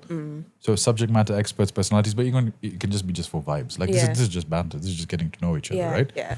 So I'll talk to you about Yeah, that offline. just talk to me inside. I want to get back now to your journey as well. So I saw Kiss FM as well. Yeah. When did that happen? It's like 2.5 years ago, man. Really? Yeah, but the only reason why it doesn't get a lot of mileage is because it's a Sunday show. Okay. And you know how corporates work. Right. Like you're not going to pay an intern to come and, boost my show on a Sunday. So that's about it. But what do you do over there? So Sunday, what So time? Sunday 2 to 6 p.m. Okay. Just calm vibes because it's a Sunday. No one wants a lot of pressure. I Right. just do a weekly recap. Just make it lighthearted. Okay. Play music that I enjoy because I love Kenyan music. I love music. I really love music. All sorts of kind of music. I think that's really... do you remember when your kids used to write lyric books? Yeah. Yeah.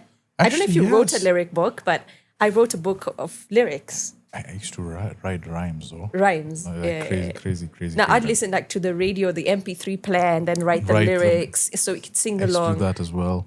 So Yeah. you within the radio station sphere, do you think there's a decline in viewership because everything is going online, 100%. Spotify? 100%. So what are they doing to pivot? Like, do you guys have discussions about that? I've talked about this a lot of times, and I think the main reason why radio is not pivoting or doing the things it's supposed to do is because we have fossils who are still running shit. And I think this is generally collectively as a country, whichever industry you go to, the reason why a lot of these industries are not going the way they need to go to is because you've got fossils and that's about it. I think for tech, you guys got a bit lucky because this is something fossils just could not get. So what happened is the tech guys, you still have a bit of younger people dealing in, who are put in policy making Yeah.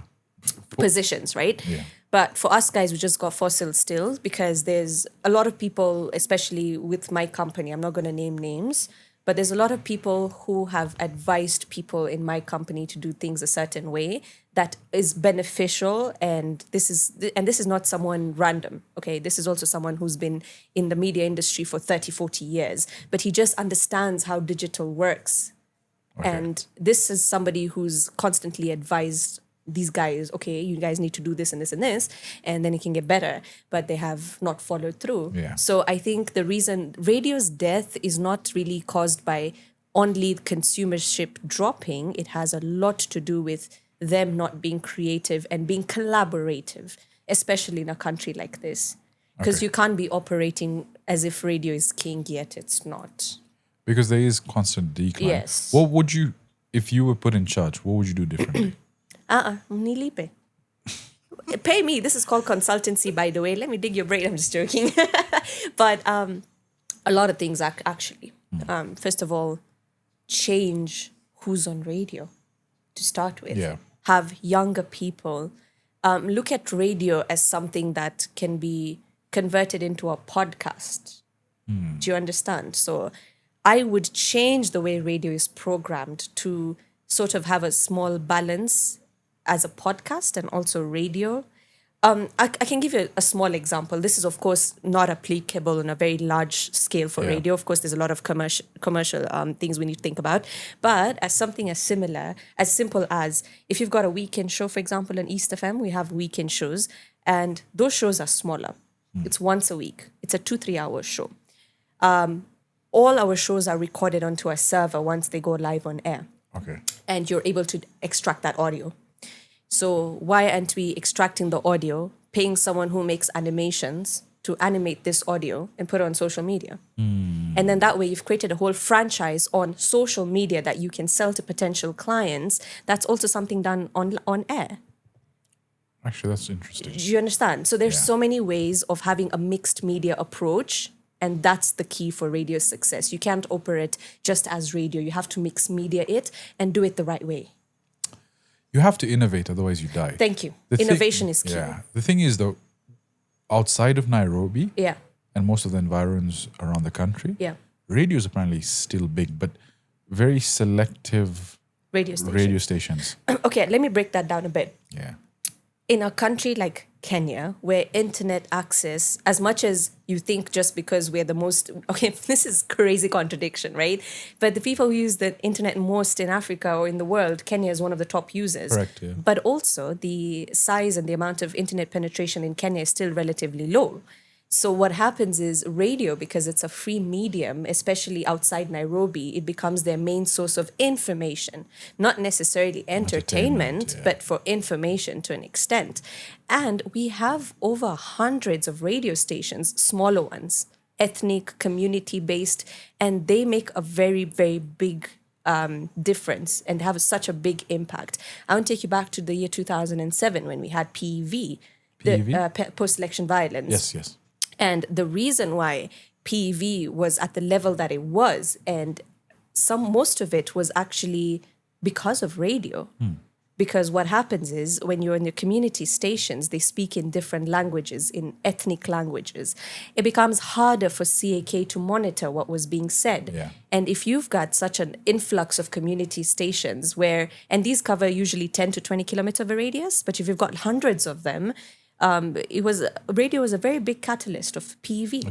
It was. And that tells you one thing, that it's still prominent. Now, it's just because you're in an urban setting and you can pay fucking 300 bob for Spotify, it doesn't mean there are not people who are listening to this radio station. You sit in a matatu, you don't want to listen to radio, but by default, you are going to listen to it. Mine and King Ayn in the morning are still going to be in your earwaves. So I think also us guys, the people who are online are also the same people who are just, have not looked beyond Nairobi. Yeah. You actually mentioned a couple of things I want to touch on. Yeah. I know the other day you registered to vote as well, right? Yeah. We'll talk about the elections, but before that, just a question. Do you think podcasts will ever get to a place where they become the information feeders? Like how they actually are. I think they already are. But it just depends. It's the demographic here now. That is what we need to look at. You're looking at podcasts. Yes, there are some people outside Nairobi listening to podcasts. You can't take that away from them. So it just depends now. Every media has become so niche in its own way. Because there's a specific demo that radio is targeting, TV, podcasts as well. So podcasts definitely are shaping a lot of conversations and very, very popular ones in Kenya right now. Did you see the Ikonini? Do you know Ikonini Studios? They got robbed. Someone saying, poor guys, man. Yeah, I know Marf and them. Shout out Marf. I've been on his podcast before. He's been very gracious.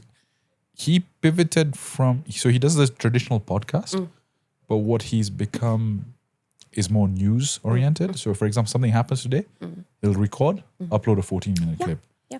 And to be honest, he's doing quite well for himself. And that's as the well. future of media, by the way. Yeah. And diaspora, whoever wants to get information now, specifically on ground with visual cues. So it's not just radio, but it's radio now think about it with images. Because he'll talk about a topic and something will pop up on screen. Yeah. That medium has become so interesting. Would you ever pivot to something like that? Because imagine doing that, right? Where it's like the radio for you, but you're just doing news. I've thought about it, but I don't know. Honestly, I don't know. Like, I think I'm at a point where I'm just facing a lot of... I have a problem, okay? Growing up, I've always had the greatest ideas. In fact, I think people need to... I feel like I want to get to a point in life where people pay me to give them ideas. You know, this is why I did my master's to become a consultant, for this very reason. And you guys need people like me, because sometimes you think you have an idea, but I can help you make your idea better. See, I'm pitching right now. But you get what I mean?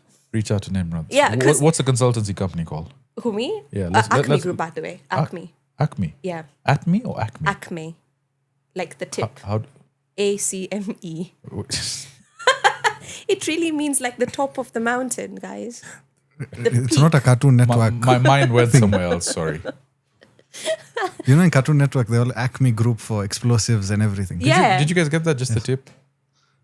We don't know who you are. We're having our joke here. Anyway, Acme. It's live? Yes, it's live. We'll put it in the description. Consultancy services. Yes. Right? We get a coffee pump discount as well? Yes, our done. Nice. So yeah, basically consultancy in digital media. Yeah. How to... You see, the thing is also, because I'm relatively young, with the consultancy thing. A lot of people are approaching me to do the management for the social media.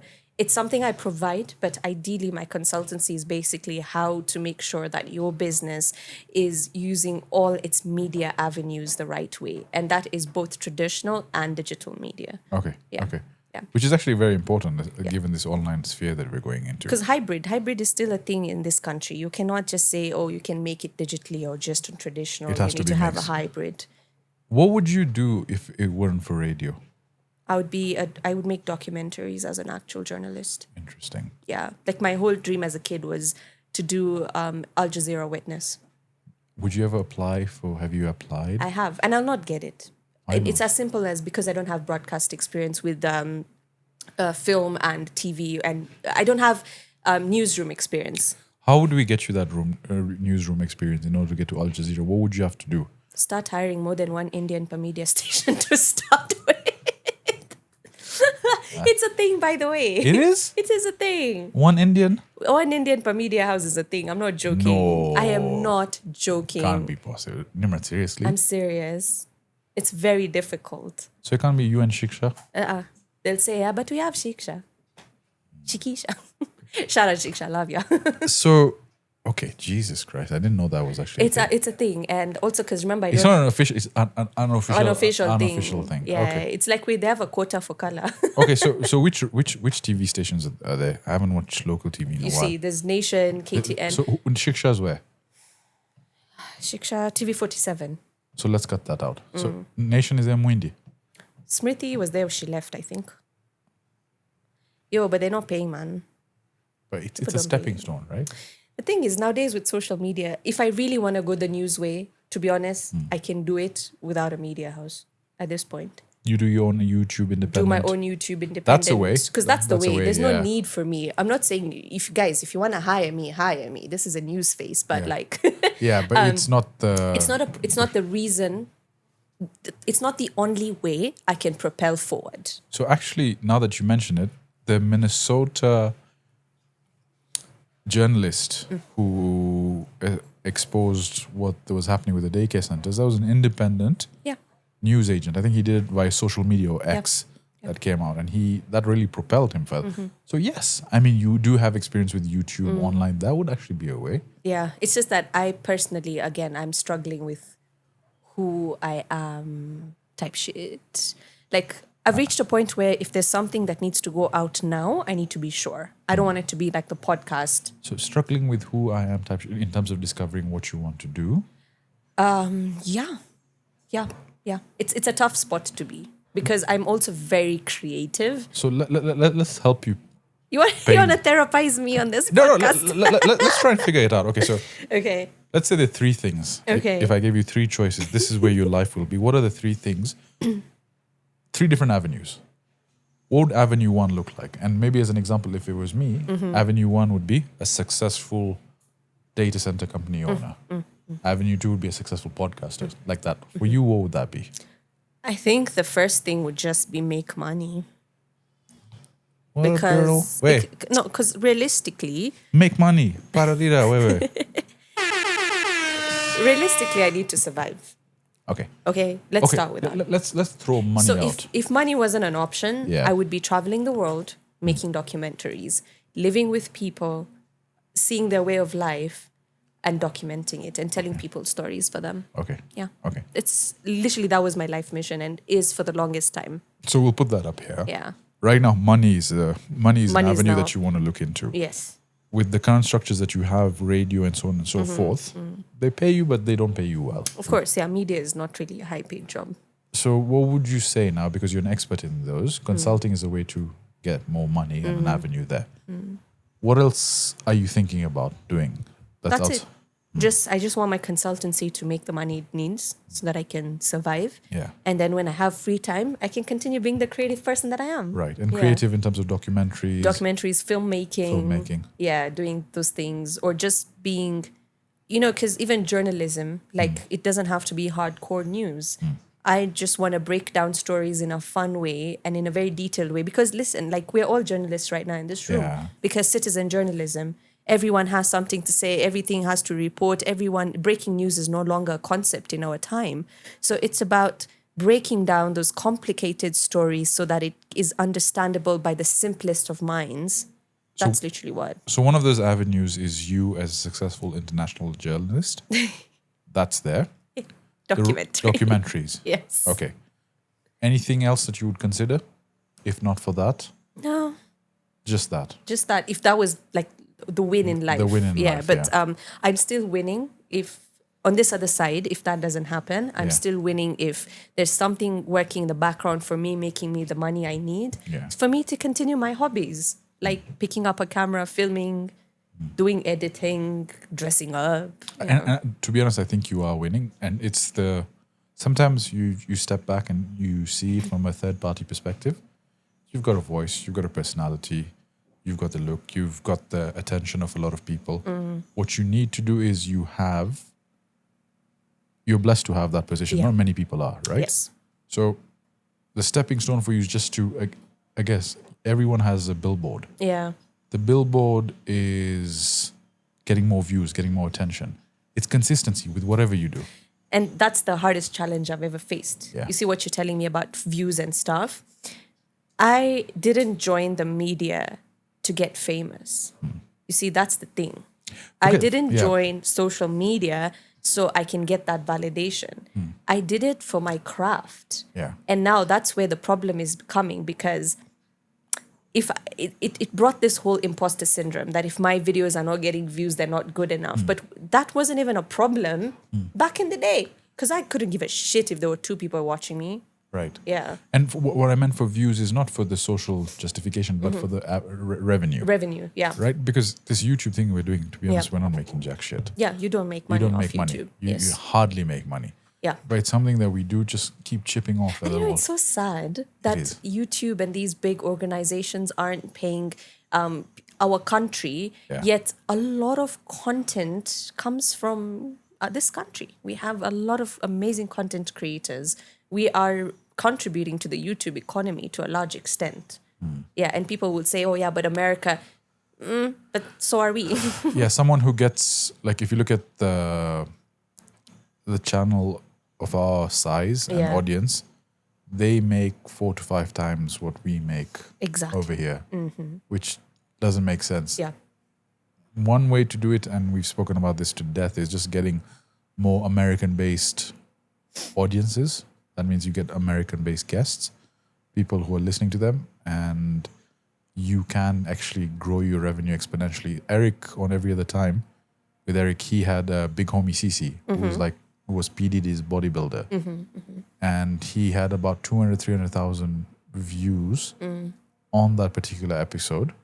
So that episode, up till today, it's paying him. Also remember, bundles are expensive in Kenya, right? So streaming is not like... What was Bashir saying? There's chapping bundles. So you can maybe divert that to, and power then, hour. and then you see now this guy who's buying like that 1 hour bundle, he's got his favorite podcasters he's listening to. So by the time he gets to you, he needs to make sure he finished the latest episode of the other guy. And then you get that text after 2 seconds. Your daily data bundle is below. They've doubled speeds now. Have you guys seen that? Yeah, so... But it's one thing is I want to understand what the data cap is. They've halved the FUP from 15 to 7 terabytes. So that's bullshit, by the way. Yes. And you guys should read the fine print. Just They've given you PR. more speed, Yeah, but they've reduced your capacity to consume a lot more content. there you go. So it's bullshit. It's always a catch. And they've also dropped. So before, I think the FUP, when you passed it, was 100 MB. If you're on the max package, then it's 25. So you get hammered even more. Oh, really? This is why I need tech bros, you see.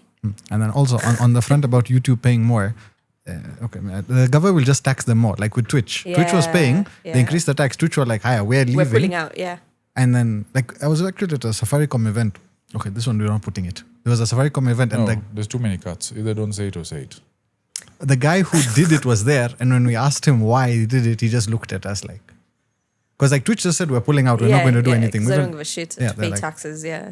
Because they were already getting tax. Like when you get a Twitch sub, you get half, then they cut tax, then goes to PayPal, then tax, then goes to M-Pesa, tax. So it doesn't make sense. Even as influencers, we have to give withholding nowadays, Bana. Really? Yeah. For the longest time, it's been like 2.5, 3 years. Bloody hell. To the good old days where our money came straight cash. I'm going to shout out a company over here. I'm not sure if you guys have heard of Savannah Fiber. That's recently come in the market. They're basically a new ISP. Think about it. pre-Zuku downfall-esque. Mm-hmm. Heavy investments, build a bunch of fiber. Sorry? I just remembered I haven't paid my Zuku internet bill. I'm Okay. going to go home to, internet. And Why are you still paying Zuku? yeah, why are you using Because Zuku? it's cheap, man. I'm on a student pack and they've never gotten me off it. So, hey. Which environs is that in? Like USIU. so those sides. Yeah. Yeah, because It's shit, but I still pay like, ugh. there's peanuts. do you have someone over there called Poa Internet or My Manga? Oh, no, I've not heard. There's a small independent ISPs that would do much better, but Savannah is one of them. I'm not sure if they're there. Just try them out. JTL was good, but JTL was expensive. Expensive. Yeah. Yeah, but solid service. Yeah. Safaricom, we need different media companies. Anyway, Mm-hmm. you're holding the mic. Do you want to say something? Oh, the small independent ISPs are the best ones because like if you try any of them, Mm-hmm. they just suck. Even Safaricom. Let's say you get Safaricom fiber. How do you call customer service?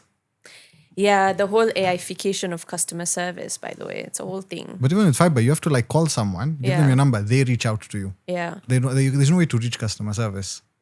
And then even when you do, they're very difficult to help. I've dealt with all of them. Like the small ones are really nice. Maybe just call my guy, Moha, wait, internet's down. 10 minutes later, there's a guy fixing the I feel cable. like nowadays in this country, you just need a guy for everything to get your shit done. That's a business model. I mean, yeah, it's a broker in the middle anyway. Exactly. Yeah. Get a guy, To get a guy to the... getaguy.com. Actually, It's like TaskRabbit in the States. They've got this thing where you can hire someone and pay them to do shit for you in the house. Really? Yeah. Like I can go online and there's a cleaner, I just pay them and they'll come clean my house or I'm moving, I need like someone to lift shit and I go, I have one over here. People are getting paid for that. yeah. Wait, Do it for free. wait, tutapigana. I want to replace him slowly. He's starting to get too. I think that's with TaskRabbit is good. They get too comfortable. Yeah. Because this guy comes home, he goes downstairs, he opens the fridge. There's always that one guy. My mom's wondering what's this guy doing, Yeah. and in his boxes. Defend me over here, help me. She's like, no, do not involve me. We're doing a podcast. This guy goes, he opens the door behind, he takes a 12 pound I have dump. receipts. I don't do any of these things. We know who does. This guy, the guest is wondering what the pararira sound is from the background. They're like, it's my producer. Miss Komatanga. This was why he was so nice to us yesterday, wasn't it? Anyway, This but guy to be is honest, like, he reloads, he's nice, and then he'll hit you with shit, and you're there like, But that's how toxic men are. You can't be too nice. You have to. If you're too nice, it doesn't work. You have to be evil at some point. You have to confuse the people. Surprise, bitch. here's what we're doing. I'm going to surprise him. I'm cutting his microphone. There we go. Don't be Ali Khan, guys. I just got rid of him. Nico, I'm sheepy. Wait, let me mute the microphone. Hey, guys, should I leave the room? I want to see this guy. Let me search for him. Please. Wait, Tamara will send you one. Ebu, send it to him. Check your Instagram. It's coming. Oh, you send She him. already found him. I love girls, man. We are quick with this shit. FBI. By the way. FBI, CSI. But when I need help to find someone, Because you're not paying. Okay, what's his name? Don't give too much mileage. You don't get sued. No. We won't even mention his name. I just want to see the. What's they going to sue us? We have nothing. Unataka couch. That's all we have. The boxes. Yeah, the boxes. I love how he's such a mdaku, man. He wants to go see who the person is. This guy? Yeah. Why doesn't he look familiar? Also, he's older. Maybe older than you as well. He kind of looks like a dick. It kind of just is evident anyway. Anyway, sorry you had to go through that. Now let's talk about Ruto. Wait, listen, before we go on that one, the gym one. Your gym costs more than Westgate. Less than Westgate. More. No. Your yearly is 147. Westgate is 130. Did you check? Yeah, I've just checked. And that's for the cheapest package. The other one goes up to 300 a year. No, I think they but now we revised know their rates. we know Nimrat, so we'll get a discount. Yeah, you get 10% off. Talk to me nice. 10% off, still more expensive. It's okay. I know you want to go work out with influencers. If you were generally to rate the top gyms in Kenya, as much as W exclusive is whatever it is, I think it's still the best in terms of facilities. What about the village one? No. That's a nice gym. But Have you seen the pool? The village one. Have you seen No, the pool? It has a pool. You have to use the hotel. It's a kiddie pool. Oh. Fazaar, we're talking in terms of gym equipment. Those belly flops and sijui fucking spin dancing you do in the pool, save that for You know he can't swim. save Wait, that for what? fucking gymkhana. But in terms of gym equipment, VMX is really good. VMX, yeah, I thought That's so. I really love the gym equipment. So I would say those two from a standpoint is really good. But there's so many new Somali gyms popping up, by the way. Like apparently BBS Small has a gym the size of Safaricom. I saw they have a female only gym. I Yeah, think they that's do. awesome. That's awesome. There used to Yeah. be one. There used to be one in where's On the Way on Limuru Road at the top. Yeah, I know what you're talking Yeah. about. they're still down there. I know what you're talking about. They're still there. Is it? Oh, well, we can't. Maybe we send Nimrat and you go and check it out. Is that the gym T? What is that? Something else. Oh. But there's also next gen. Next gen apparently is the biggest one. At least is it? equipment wise. Next gen is nice, but I find the equipment has withered down. You know, it's funny you've been talking about the gym, yeah? And all I've heard is equipment. Yeah. Do you know what I give a shit about? Is cleanliness. Okay. Yeah. A clean gym. Like, For us guys, there's okay. The other day I'd gone to one of these because gyms. how many machines do you need? Okay, I'm continue. not going to shout out the gym because I'll put it on the spot. I just wanted to see how good the equipment was. Went to train over there. We don't wear gloves. You know, you get the calluses and stuff. Yeah. So I opened the car door and I'm putting my hand on the steering wheel. I'm like, what is that smell? It was my hands. Yeah. I had to basically go because the gym, I don't think they clean it very well. Yeah. And a place that has all that sweat and skin, you need to clean it. Anyway, Yeah. who are you So voting anyway, for? fuck one time. To be honest, I don't. Okay. Hey. Anyway. I'm not educated on the political landscape to give a comment. I've said that I won't vote. What? Yeah, I Why? said because I feel every president that we've gotten has progressively made Kenya worse. There's good, there's bad. Have you voted before? Never. And that's why you need to vote. And I'll tell you But why. Nimrat, what difference will one vote make? okay. So here, my position is, whoever comes into the presidency, whoever the people of Kenya vote in, my job at the end of the day is to make sure how to ride the wave. Because one of my goals is financial independence, as it is with you. So I don't give a fuck who comes in because equally it's not going to get better. And given since 1963 our independence, Yeah. there's very high reasons to argue that it's gone progressively worse. Okay. And it's gotten good. But Yeah. anyway, so Ruto is whatever Ruto is. Fine. Okay? There's Matiangi who has come up. Then there's someone else a lot of the people in the comments have been speaking about, which is Maraga. Maraga, yeah. I've seen what he said. Yeah. He seems like an interesting choice. But let me ask you, what's your take on the political landscape of what's happening? I want to start with the voting thing because I have never voted as well. Okay. Okay? So I'm not coming here out to judge people who haven't voted because I was also formerly apathetic towards it. Okay, I was like, hey, fuck voting. It doesn't matter, bro. Like, I'm just going to keep rolling. But in a situation where you are living in a democratic country where you want change, Yeah.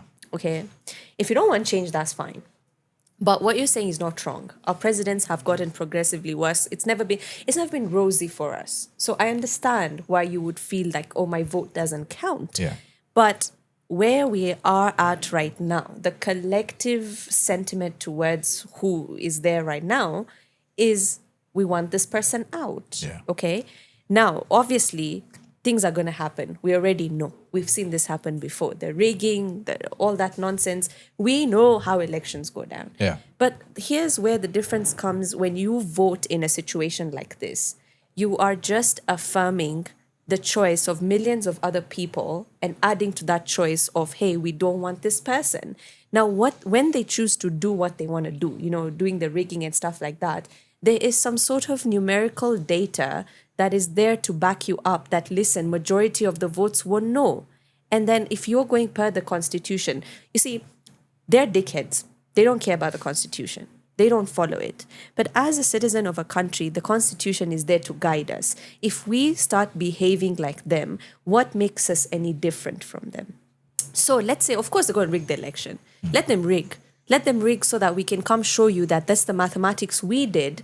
And now there is even more numerical data to prove this rigging. When you don't have those votes, it's very hard for you to prove that shit happened because you didn't reach the margins for voting in the first place. So your opinion automatically gets nullified because you did not participate. So that's the only reason why. I'm not saying it is very valid to feel like your vote doesn't count. Yeah. Yeah. It's not because you're tripping, but this is now the importance of casting your vote so that when the time comes when these people will be held accountable, whenever that will be, there will be numbers to fall back on. That's the only reason. Because you see, people are also like, we need young people to go to the stations where they're going to be counting these votes so that we can counter check with them. All this involvement is just to document the rigging, because the rigging is happening. But if there's somebody to document it and back it with figures, if not today, 5 years down the line, whenever this country will get the right leaders it deserves, it will make a difference. Do you have a candidate that you're leaning towards? Maraga. Yeah, for now. Even though I know statistically He has a very low probability. yes, and not because he doesn't have the right agenda, is because Kenyans are we love aura. Yeah. We love aura farming. We like supporting what's popular at the time. We're very trendists. And it's shocking because Maraga posted, was it Maraga or Mtata? I'm not sure. Fuck, I can't remember. I think one of them posted a picture of their house on Twitter the other day. And everybody was like shocked it's not a mansion. And you're like, exactly. That's how a political leader who is not eating money, has a standard house, operates. But people are like, oh, you've been in government that long and you couldn't even make a house. That tells you the rot is within the people itself. Okay, so Yeah. It's a very I want to complicated- be sensitive to. How do I frame this, Nimrat, without sounding like a dick? It's Okay, okay. but do you believe globally that there are entities that control the flow of influence and governments and structures? Of course. Right. Of course. But What I'm saying is, who the next president is going to be in Kenya is already set in stone. yes. Because Kenya is not just Kenya as an economy. Kenya is an East African country. It's a geopolitical It's line. a geopolitical magnet. There are influences from entities beyond our control that will govern who the next president is. It has happened in the US. It has Yes. happened across The world. the world. If you look at what's happening in very sensitive war-torn places, there has been political powers at play with corporates and large conglomerates that control who comes in. Now, despite knowing that and seeing the way the world works, not everything is rosy. There's always an angle to the way things work. My logic is, I have a finite amount of time and things I want to do. I would rather be behind the scenes than in front of the scenes, right? I would rather be someone that steps in and tries to see how to make my life work with whatever's going on right I'm now. going to cut you off right there Yeah. and say, while you're thinking about that, remember there's somebody actively working hard in the government to make sure you're not able to do that as comfortably. You see, you can't. Yes, there are people controlling it. Yes, there are people operating with powers beyond us that we don't know. But then at what point do you let them continue doing their thing? You see, if we went with that mentality, then You just take a picture of Nimrat's feet. I mean, I wish I could sell them. I get some nice money. But they're not manicured right now. Anyway.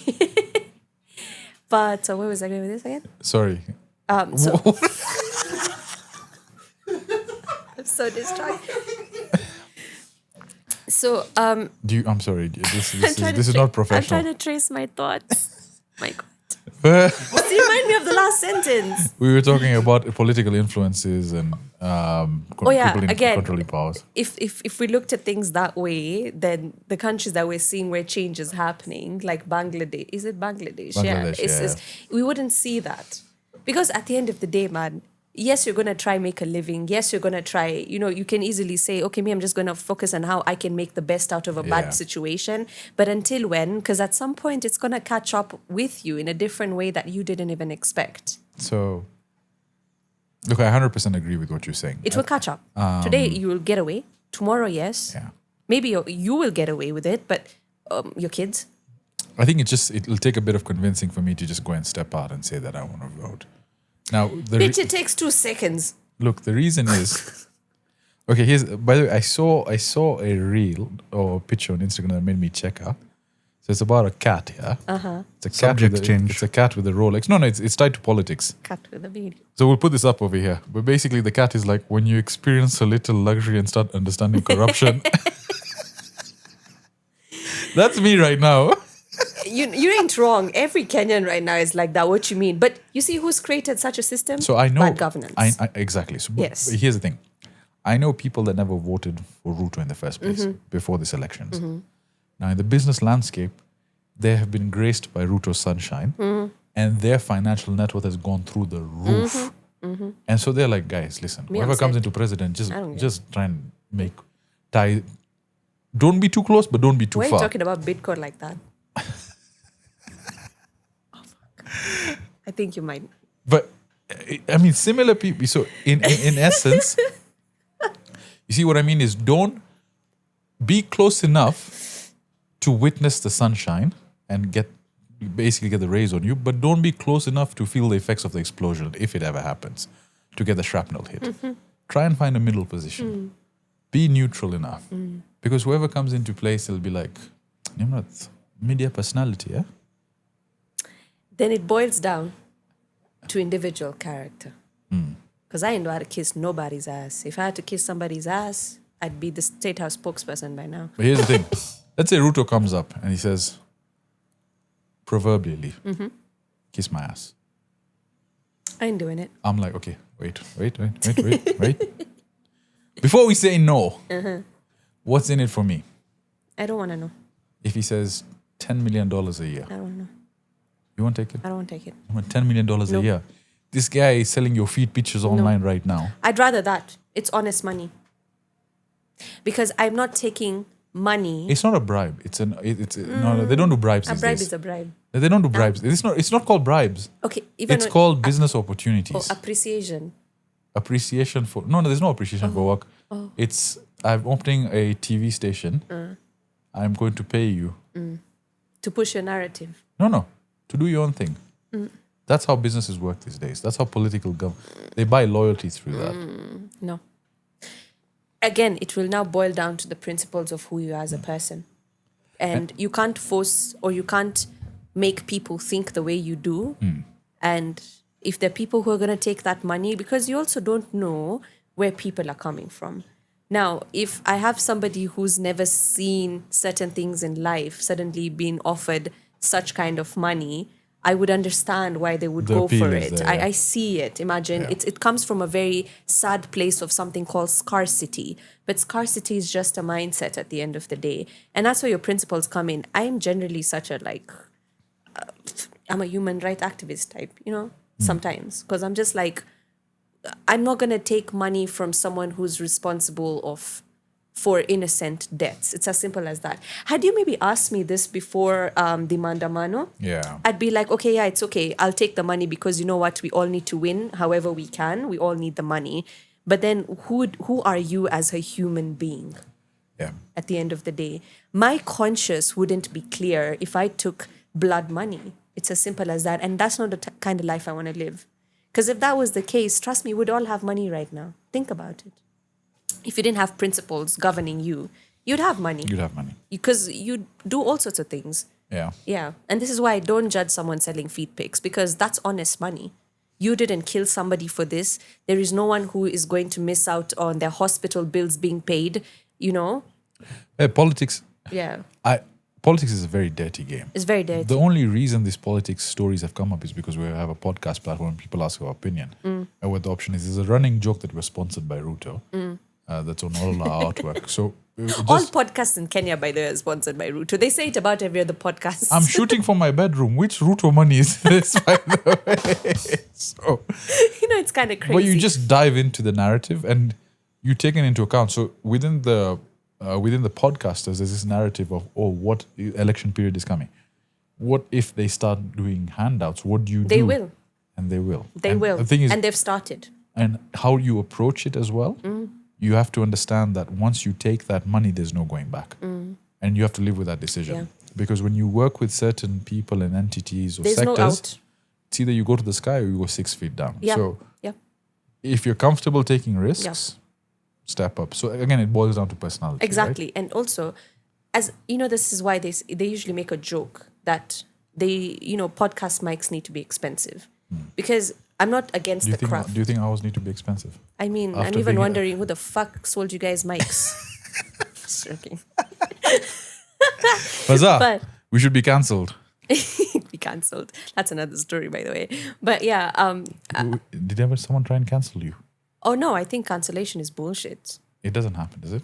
It does happen, but you see, again, the internet is not a real place. If you put a bunch of sheep in one pen, that's what they're going to do. So relax, guys. Cancellation not a thing. Sorry, I interrupted your train of thought. We were Mm-hmm. talking about. I even got confused. What were we talking about? Politicians and Politicians. going through podcasts. The thing is, politics is dirty. As I said, they should make podcast mics expensive.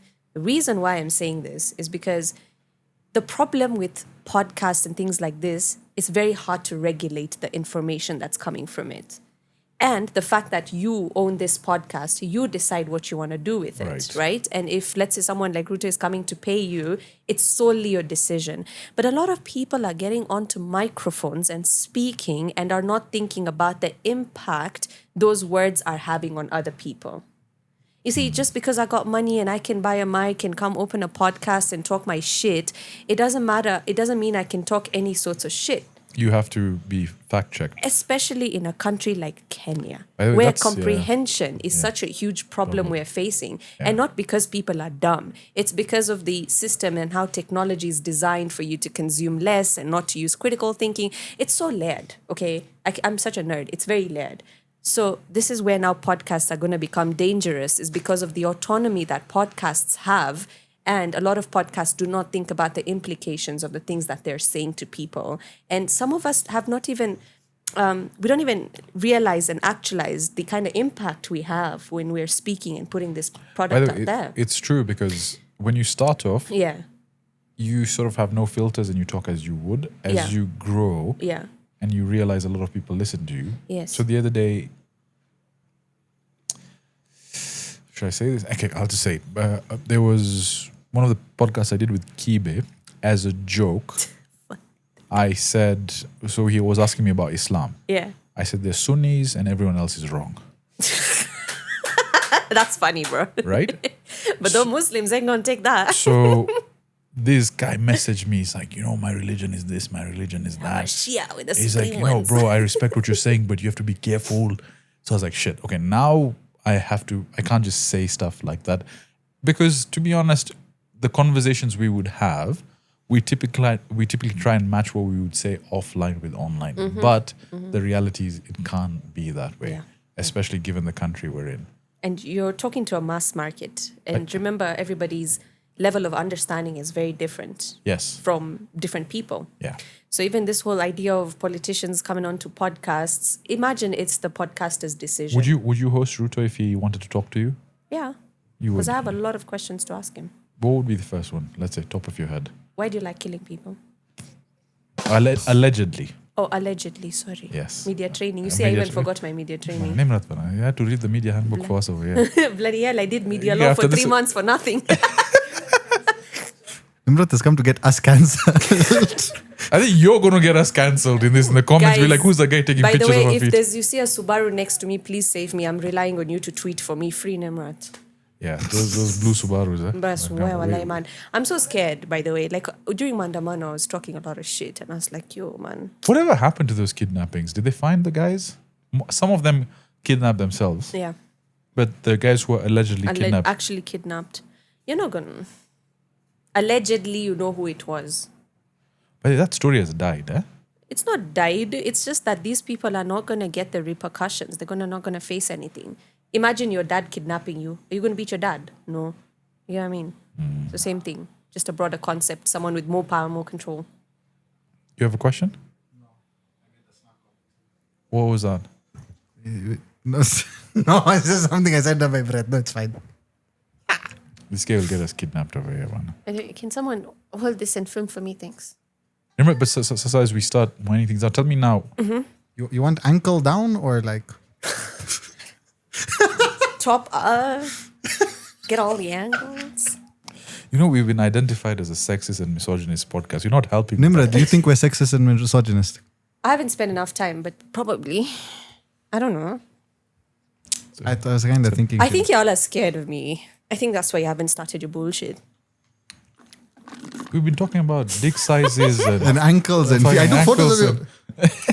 You're what actually would you- talking to a very No. sexually liberated woman, No, so he- you know it wouldn't make sense. No, here's the thing. I think the first podcast is always testing the boundaries. Yeah. The second podcast is now where the truth gets revealed. Oh, okay. Where Nimrat then starts poking things, and then Sajid starts poking things, and Talking you're like, shit. "What's going on?" This is just like the circle dance where we're getting to know each other, Get right? to hear, so what we do have you to we have to be very curated. We have to be respectful. Sounds like a talking stage. Oh, But what are you doing? Oh, sorry. You see, he's the problem. I'm getting scared over here. I'm like, my camera guy, my producer at the back is taking feet pictures. He's recording her. It's like, Bring your feet here. Let's see them. We rate them. okay, Anyway, oh, you guys, this has all been approved and consented. Nimrat is okay with this. But now going into the future, though, so let's take a look at the rest of the year. So we've talked about politics. You personally, though, what do you want to achieve? So financial independence was one of the main things. Professionally now, with the roles that you're working on, are you happy? Do you want to stay there for this year? Do you want to pivot? man, I enjoy it. Yeah. Honestly, I do enjoy radio. I just wish it could pay more so that I don't have to do these other hustles. Is the pay really that bad? Media in generally is not paying. Yo, hakuna pesa in this country. The only people who've got money here are wash guys, people who have jobs with the government, Okay. and international companies. So we can assume you're either making very good money or very little. Yeah. So the way you get more attention is how would you grow that brand? Like, what do you have to do online? Yeah, maybe a lot Do you of have to be clients. controversial or? Honestly, in Kenya, I don't know. Two things work: humor and controversy. So it kind of depends where you want to build, which is kind of sad. But things are changing. And if you're supposed to make that kind of money, just be bigger than the brand. It's same to any organization you work with. If Right. your value is extreme, let's say, for example, I'm on East FM right now, right? And all the clients, all the big clients go like, we only want this sponsorship to go on her show and no other show, or else we're not giving you money. Yeah. Now that builds my value, Okay. where I can go and ask them, listen, without me, you're not going to get these clients. So you need to pay me. It's as simple as that. A random thought occurred, by the way, to me. Yeah, I think we met at a rock concert. probably. I don't know.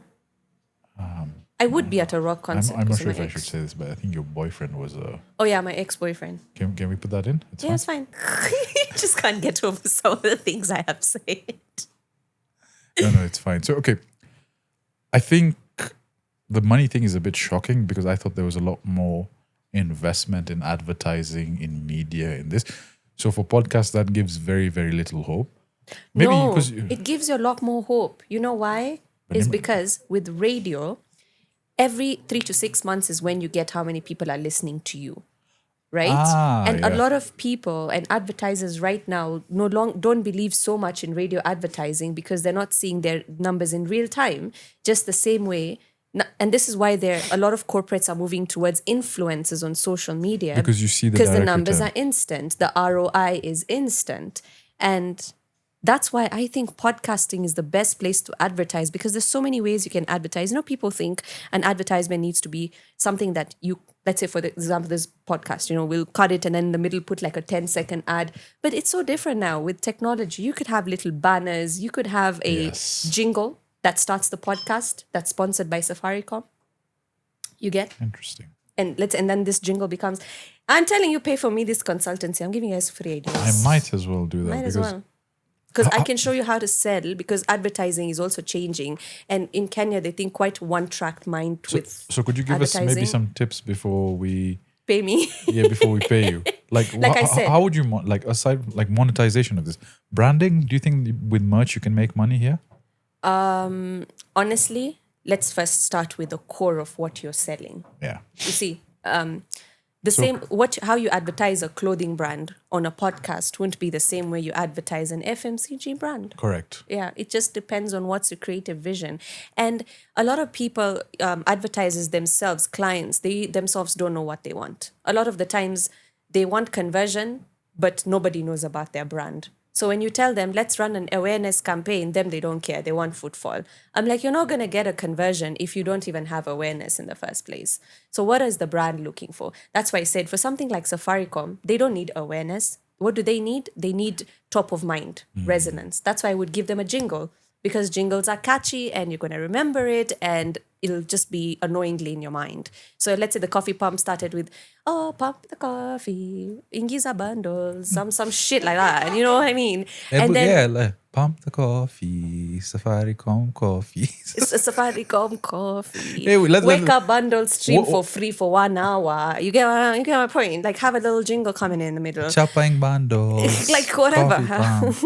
Okay. Yeah, that's actually... That could be something. And then you can have a little banner at the bottom of your YouTube episode.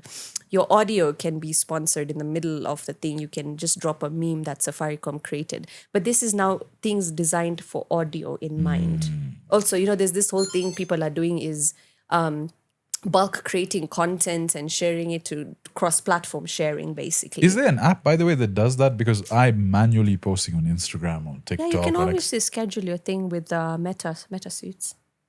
Where you post it and it gives on TikTok on here and there. Really? Not TikTok. Meta, it links Twitter, Facebook, and Instagram. Yeah.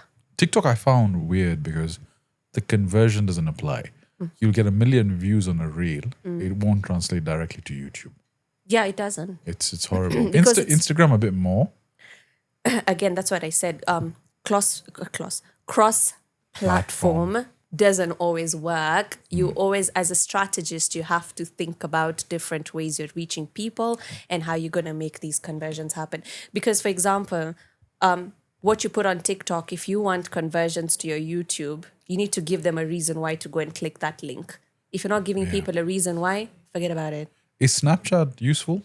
I'm not sure. I mean... As a strategist, Snapchat is very good, especially if you've got niche. You're someone big and you're looking to form a community. For example, Murugi Muni, you know her? Let's assume I do. Put up over here. Yeah, just put like someone like Murugi. She has been she's an influencer who has a lot of mass market influence, but she's also very niche when it comes to motherhood and things like that. So for someone who already has an existing platform, Snapchat could be a good place to build community. Fair enough. And for reach. But ideally, not in KE at the moment. Kenyans consume a lot of TikTok, Instagram and Facebook. Spotify doesn't even pay anything. Yeah, they don't. Jeez, Spotify doesn't pay. So messed up. Yeah. I mean, so how... Anyway, it's our cross debates, our things to figure out. But I think what I'm getting it is consistency, growing the brand, pivoting and being more specific with your advertising. Yeah. Like not just doing random shit. But just be creative with it. Yeah. Like you can be very creative even when we have like you've got a table ready product placement. It's basics. You can have a product placement going on. You don't even have to talk about the brand. Just have the bottle there. Coffee pub. Make a coffee. Like if I were you right now, someone that Mac Coffee used to give a lot of money in advertising for digital. I don't know if they're still on that role, but someone like Mac Coffee, you know, some of these people, they don't even know themselves how they can advertise. So it's up to us to go with our pitch decks, convince them, show them numbers, see how this can help you. If you're not going to speak for yourself, remember, a lot of people in these spaces are still fossils. So you have to explain to them. It's a very young industry over here. I appreciate that. Very young industry. That's good insight. Let's clap for... Pay me consultancy.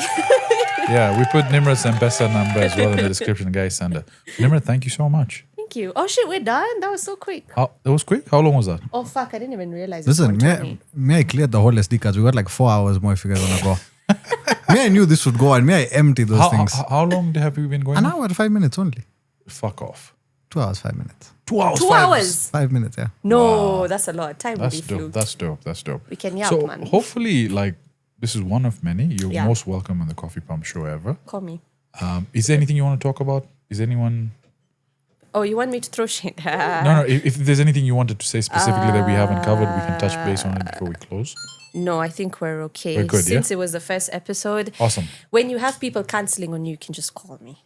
No, I appreciate that. It's okay. So You're welcome. the fact that you're cool about it. Yeah. Byron said you'll get along with her. She's easy. Shout out to Byron. Because we were talking. He was recommending different people, and he's Yeah. like, dude, just get Nimrat. She's the easiest. Like she's vibes, bana. Thank So you, appreciate Byron for setting this up. Nimrat will put all your handles in the description. Thank you. Anything you want to shout out on your end? No, I'm just like, guys, I'm not cooking. Like, so if you've been monitoring my social media for something, imagine there's nothing. So just view the videos. If you don't want to like, it's also okay, man. It's chill. Listen, this is Nimrat, and I'm just here for the vibes, just going through life. And if you support my content, if you like what I talk about, thank you so much for sticking around with me. But otherwise, I'm not a celebrity. I'm just chilling, man. Just trying to get through life. Oh shit! This was an amazing episode. Let's clap for one more time. Guys, if you enjoyed this episode. But thanks for having me, by the way. Oh, awesome. Like 4 girls too late, but it's cool. I thought I was number 1, but hey. So you'll Just be now the joking. next for women now it's only Nimrat exclusively for the next 100 episodes. 100 episodes. All right, guys. Thank you so much. Thanks. Subscribe. Fazaar's feet pictures. Put them up over here. We'll catch you in the next episode. Cheers. Bye.